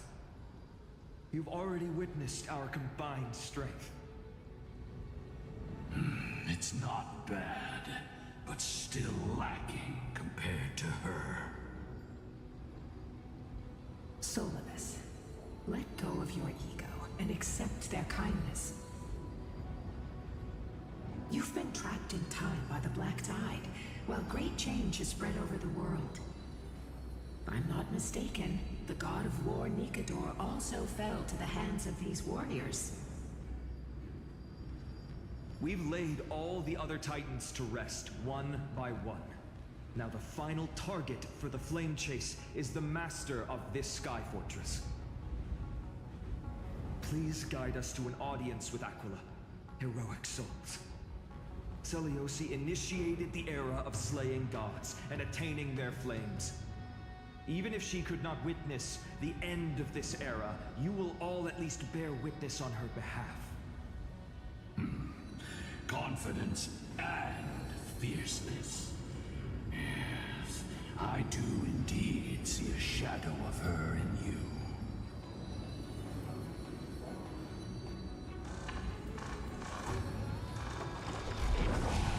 Aquila's mark flew away?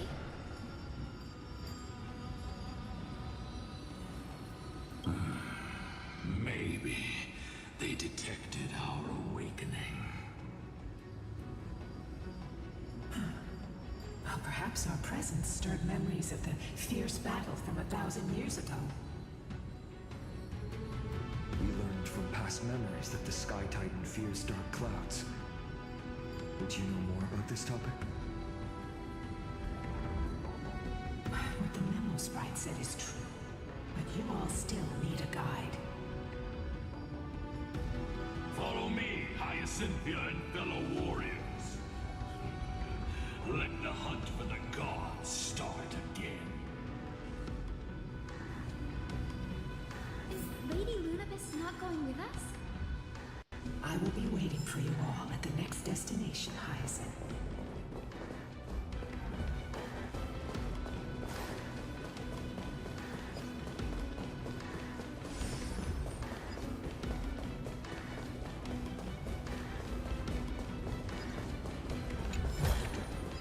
Is that all?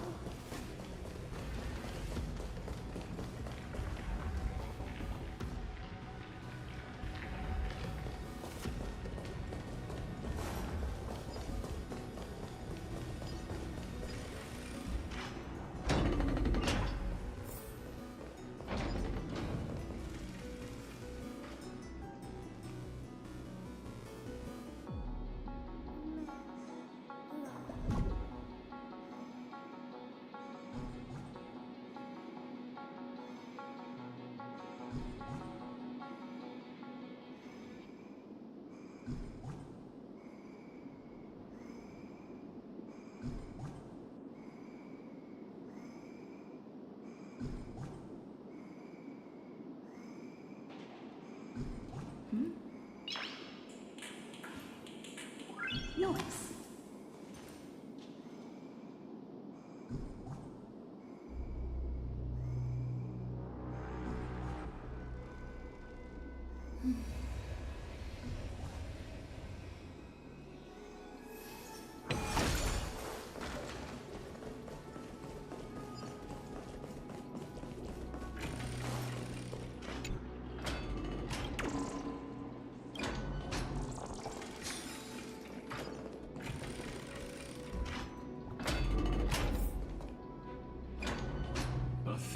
Years have passed, and yet this place feels the same. Just that there is no more human clamor. This is the Hall of the Sunfolk, where the Sunborn once held grand ceremonies to give thanks for Aquila's gifts. So, did the Sky Titan really take the side of the Sunfolk? Everyone thought so until Celiosi's spear pierced through Aquila's wrath. Only then did we understand that Aquila wasn't hiding from the clouds and rain, but from the horror that lurked within the unlit shadows. The Black Tide's threat has forced the Chrysos heirs to complete our flame chase journey, heading toward the prophecy's miracle of Genesis. Chrysos heirs. In our time, that title used to stir up waves of outrage. But you all seem to be revered as heroes. It's all thanks to those who came before us. Trebios and Aglaya. You must have heard of these two names. So it was those two who made it to the end. What does that mean? Let's not elaborate on unrelated topics. You now know how to activate the Celestial Globe. So go and force out the Titan in the mural. The road got sucked away by the wind fan? Did Aquila do that? You have nothing to fear. We can use the power of time to rewind it if we have to.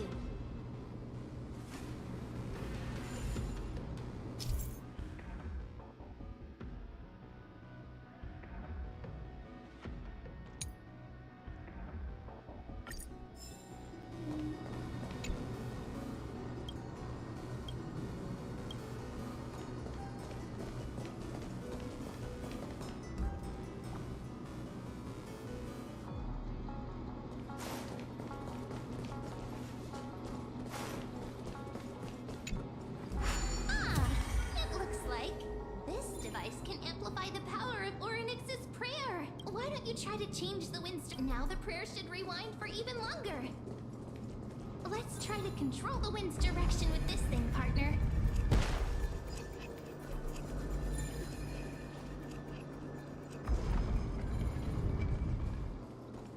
The Celestial Globe is right ahead.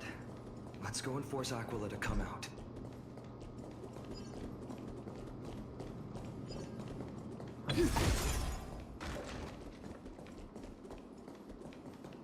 The turn of dawn and dusk, commanding the celestial globe. Change, celestial mural.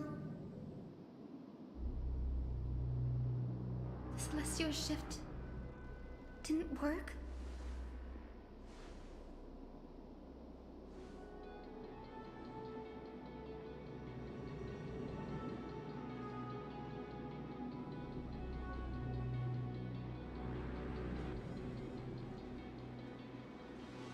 These circuits all seem to be corroded. Saw by the that black tide. happening. Here's hoping those two prophecy tablets can help us out. See, I saw these two red strips. Yep. Now I have to repair them.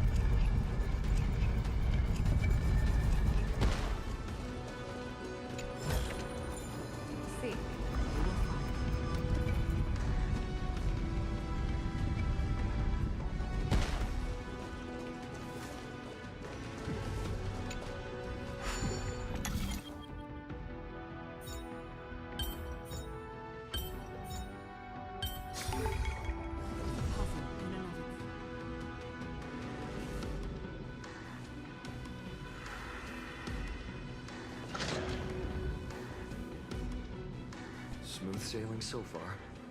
We've got one more circuit to fix. Let's keep going and find the tablet on the other side.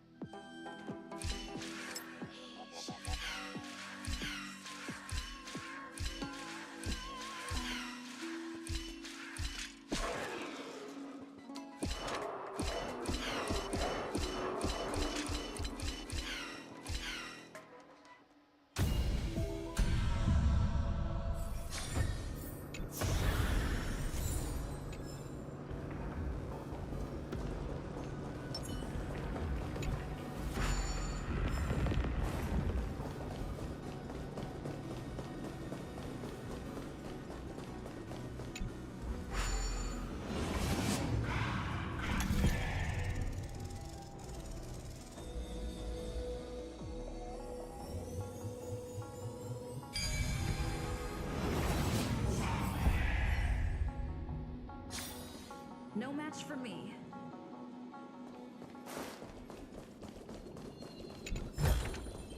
Is that all? We finally made it. Lee, this is enough to fix the celestial globe.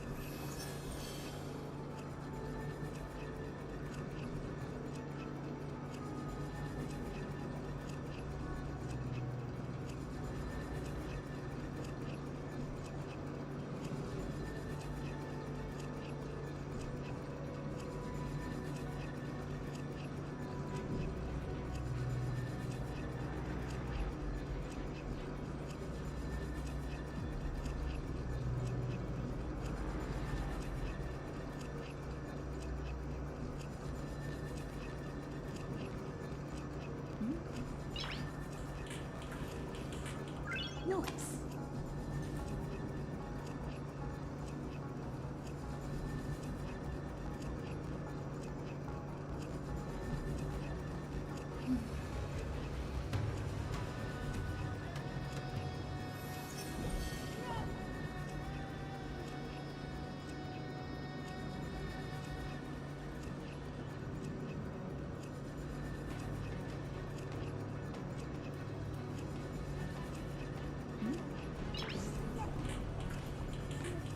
Noise.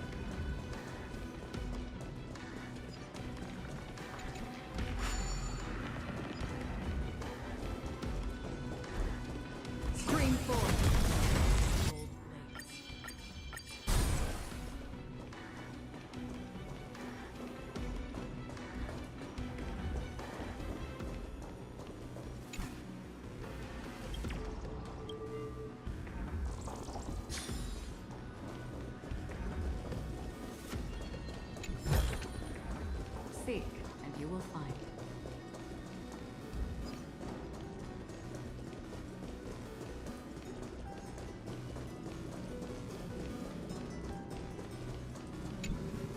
The turn of dawn and dusk, commanding the celestial globe. Change, celestial mural.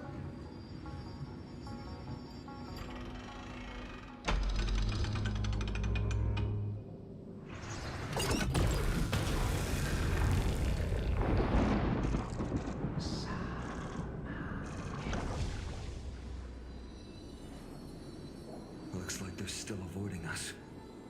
I wonder if it's cowardice, or if they have something up their sleeve. I fear the Aquila of present has long lost their sanity. But instinct still drives them to flee from the shadows, to evade the Black Tide's encroachment.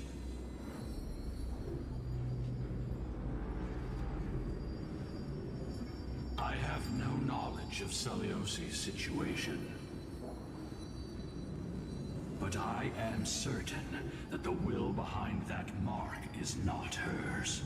She would not abscond like a disgraceful deserter, willingly exiled by the pursuit of dark clouds. It is time to leave this place. Lunavis awaits you at the next stop. A moment, please, Lord Solibus. I have one more thing I wish to do. What is it, girl? To honor the pact with Celiosi, her descendants spent a millennium looking up at the sky. I believe my countless ancestors who lived for that purpose deserve to know the truth behind her legend. If you don't mind us knocking on the gates of the past, maybe I can peek into this place's history.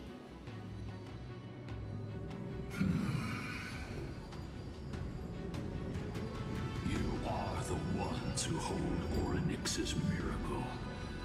I have no authority to prevent you from delving into the past.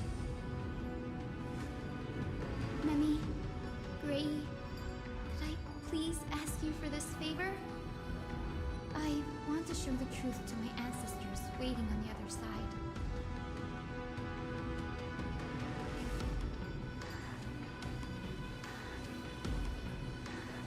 And there must be a reason behind its falsehood, right?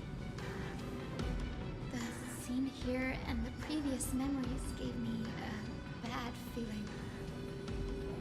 What else did the Skyfolk encounter after Celiosi challenged the god?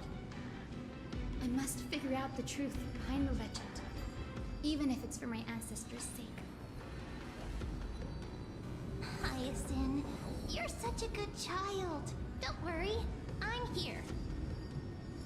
The memories surging here are even more intense than at the entrance. I'll gather them up now, and mold them, and mold them. All done! Thank you, Memi. Everyone, please, witness history with me.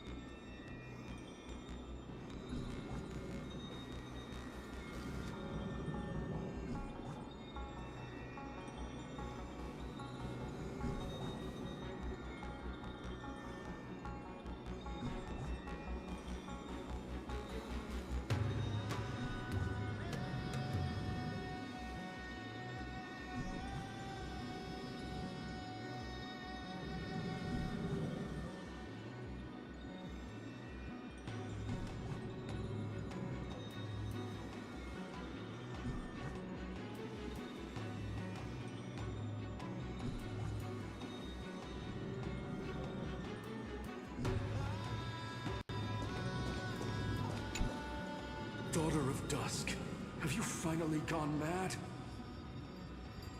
I know it! The child with the blood of 2 feuding clans will one day destroy the Sky Castrum! Will you really point the tip of your spear at our god? Stay in your hand. Your recklessness will only bring divine retribution.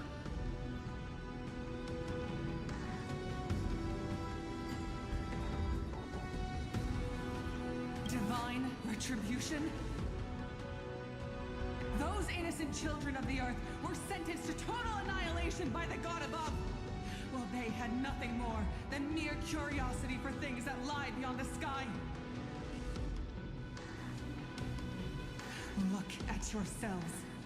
You call yourselves the Sunborn, yet you're unable to bear the blinding sunlight.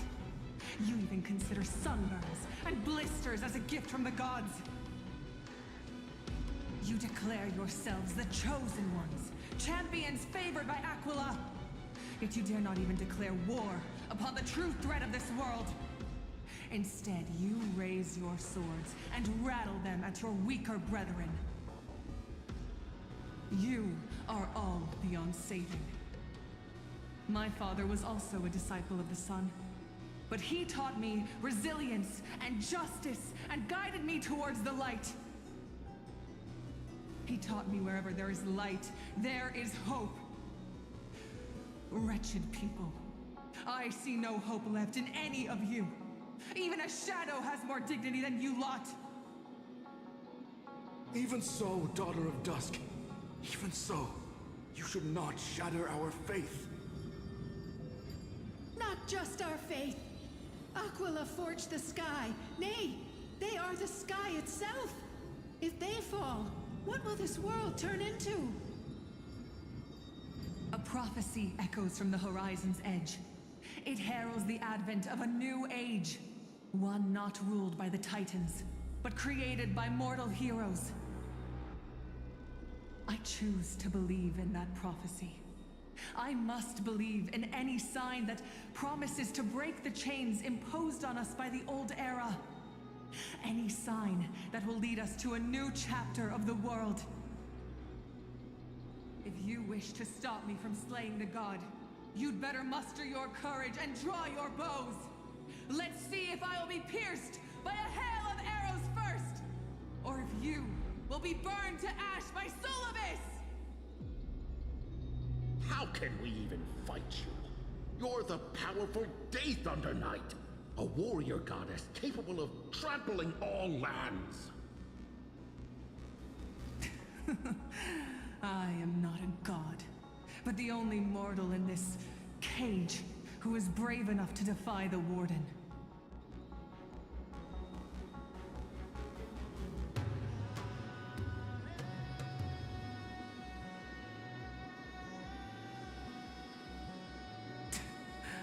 See, you are all truly weak beyond measure.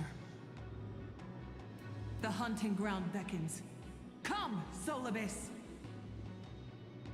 The hero Seliosi, disillusioned by the Sun Folk's deeds, decided to sever the source of it all. The god they so blindly placed their faith in. She was brimming with compassion at that time. Her words were bursting with anger, but her heart had nothing but mercy for the children of humanity. At that time... We should get going, Hyacinthia. Lunibus is waiting for you all. Aquila has fled to the other end of the fortress. Let's chase after them. Lunibus will lead the way.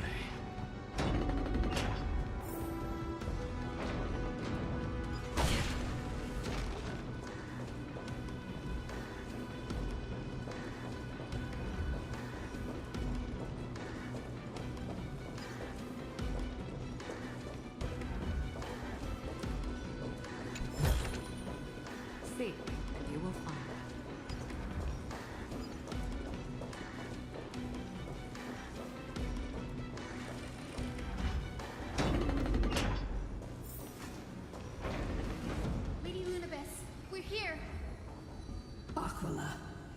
even though they had been corrupted by the Black Tide. They still maintain a connection with their kin in this fortress.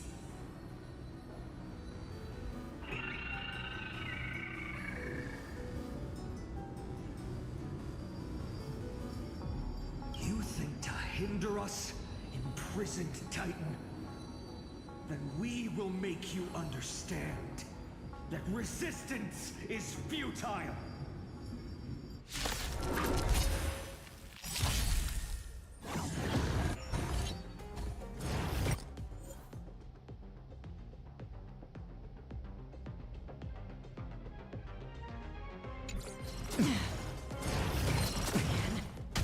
This is being in sync?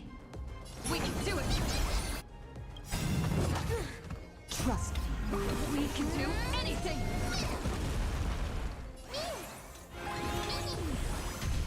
Free will, or was it destiny for oblivion?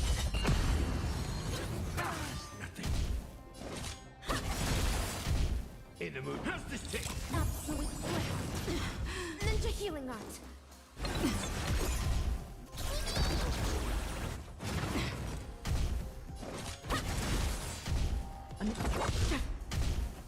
Time to mix things up. It's over. This...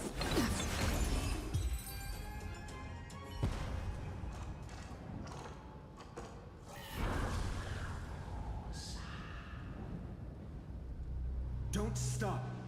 Follow it to the Titan.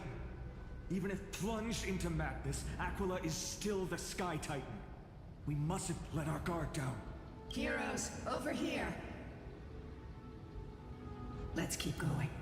Aim for the next west wind compass.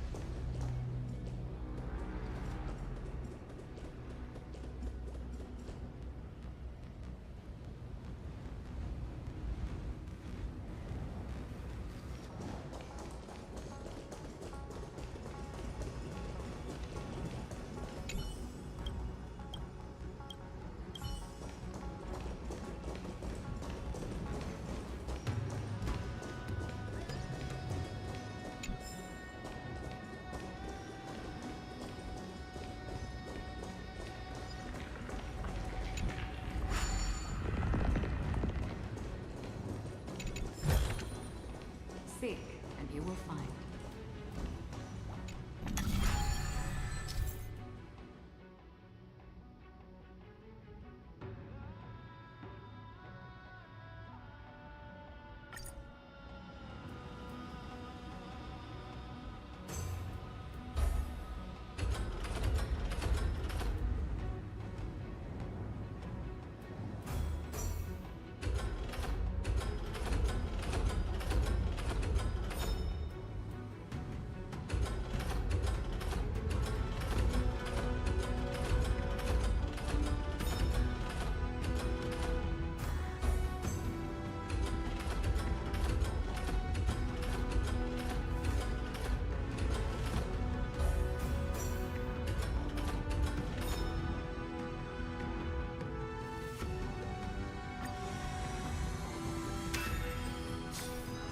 Look, the Rainbow Bridge is leading us to our next destination. Let's hurry on. Follow Lady Lunibus.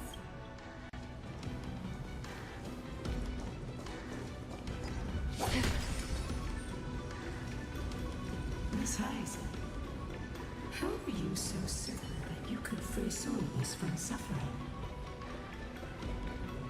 My apologies, Lady Lunibus. I was not all that certain. But if even the healer loses hope, then how will the patients repossess their hope for life?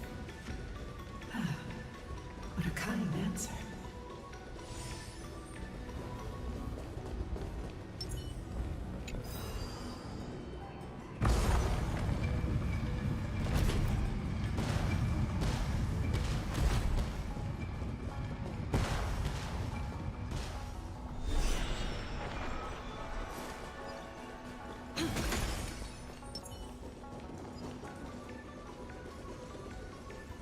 it said the black tide is a calamity from beyond the sky.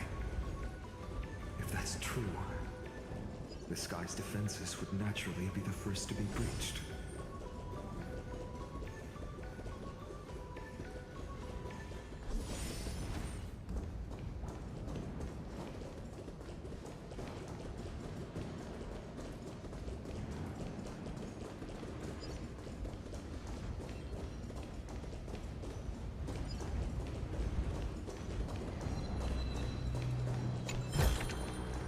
Don't forget to let your friends in on the action.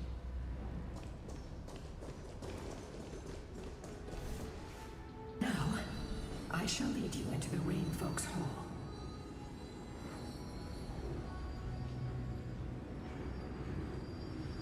Legend has it Celiosi's father was a Sun Folk warrior who spent his years fighting and rarely returned to the Eye of Twilight.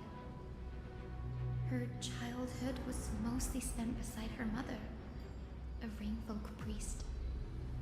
Correct. That was true. It was also during her formative years that the conflict between the two tribes began intensifying. The Rainfolk feared the other half of Celiosi's bloodline, and never truly saw her as one of their own.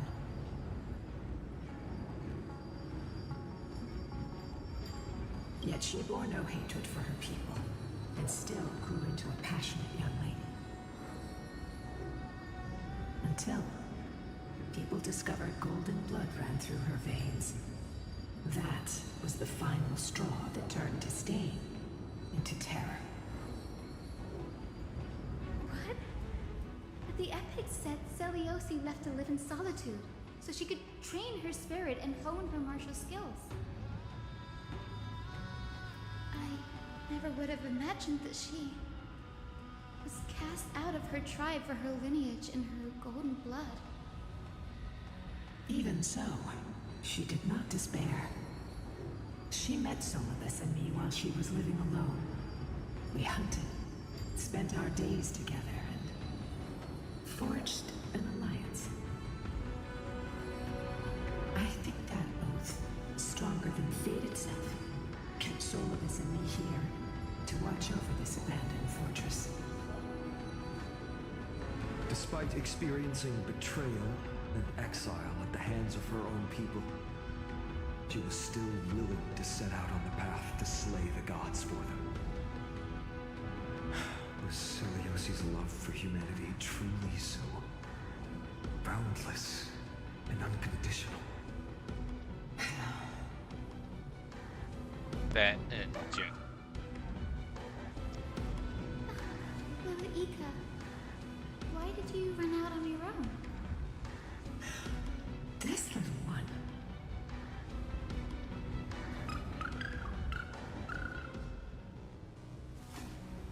You're saying you smell a familiar scent on Lady Lunapis? They look completely different. But little Ika should also be a winged beast, right? Same race. Could it be?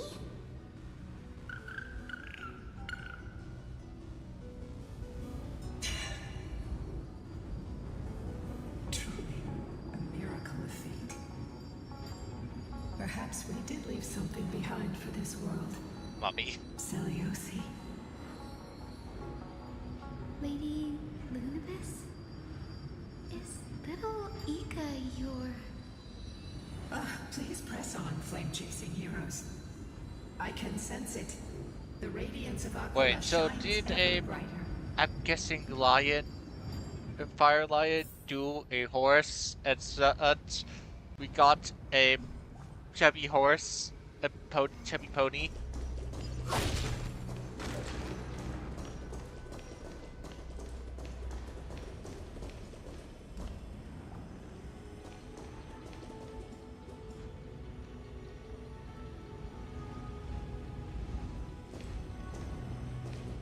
Well, right now it looks like a good place to stop. I'll continue this tomorrow simply because, yeah, I don't want to do nothing but I should, because right now, if I feel like if I do continue, I won't have very much left of the plot, and I would be just doing this event the whole entire time then.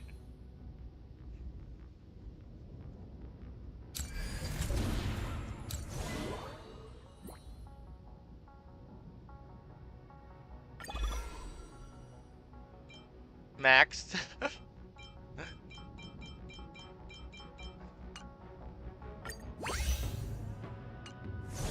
And since I don't want the whole, well, I've done before days where I just did a whole entire event, like I believe last time, but there was still some of the main plot in it before I went into the seal event.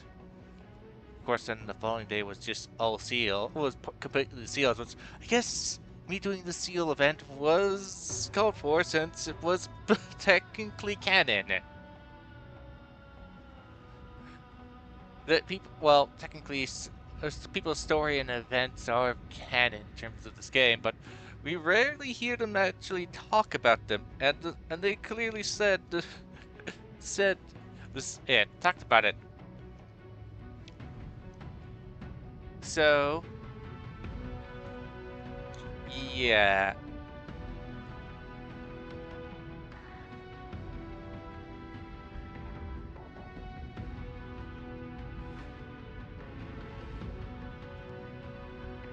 So, yeah. Hopefully, well, until next time, thanks for coming. I hope you had a pleasant time. I will try to be here, standing here. Oh, what am I saying? Of course I'm standing here. Simply because I can just, when I do take care of my usual nonsense, I can just load on one of these. It's so convenient if you don't have to actually do that. Oh, this is new.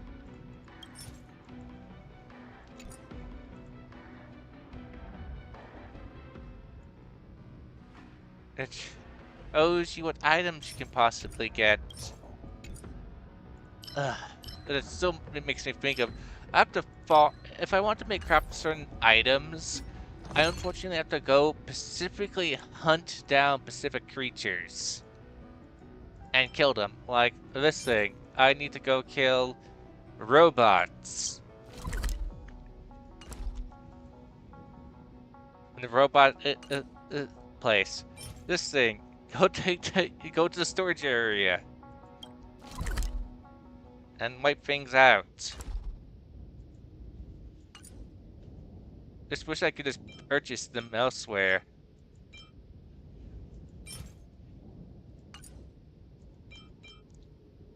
Because some of these areas, of course, yeah, the prologue area, the prologue area in the first world. Of course, you wouldn't spend much time, and they were in areas which you didn't spend that much time. Well, I guess you spent versus the other ones where I have a lot more of that material simply because, well, I fought there much longer.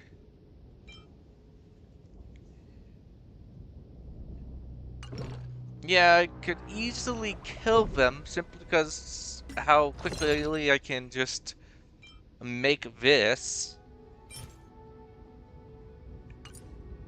So I can just cut them down, warp out, come back, cut them down some more, and then rinse and repeat. Several times over.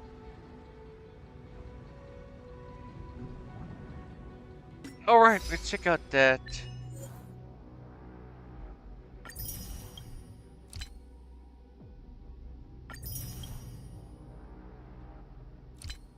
Yep! Use the hand to attack yourself. Yeah. I, but also advanced the plot forward at the same time when I punched myself.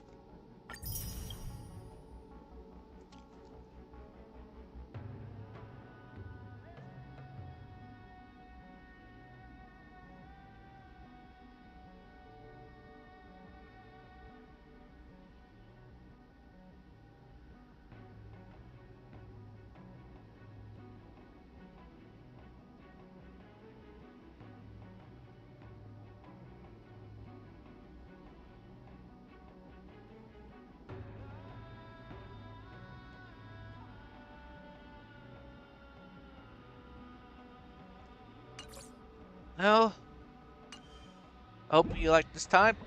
Tomorrow, we should be completing the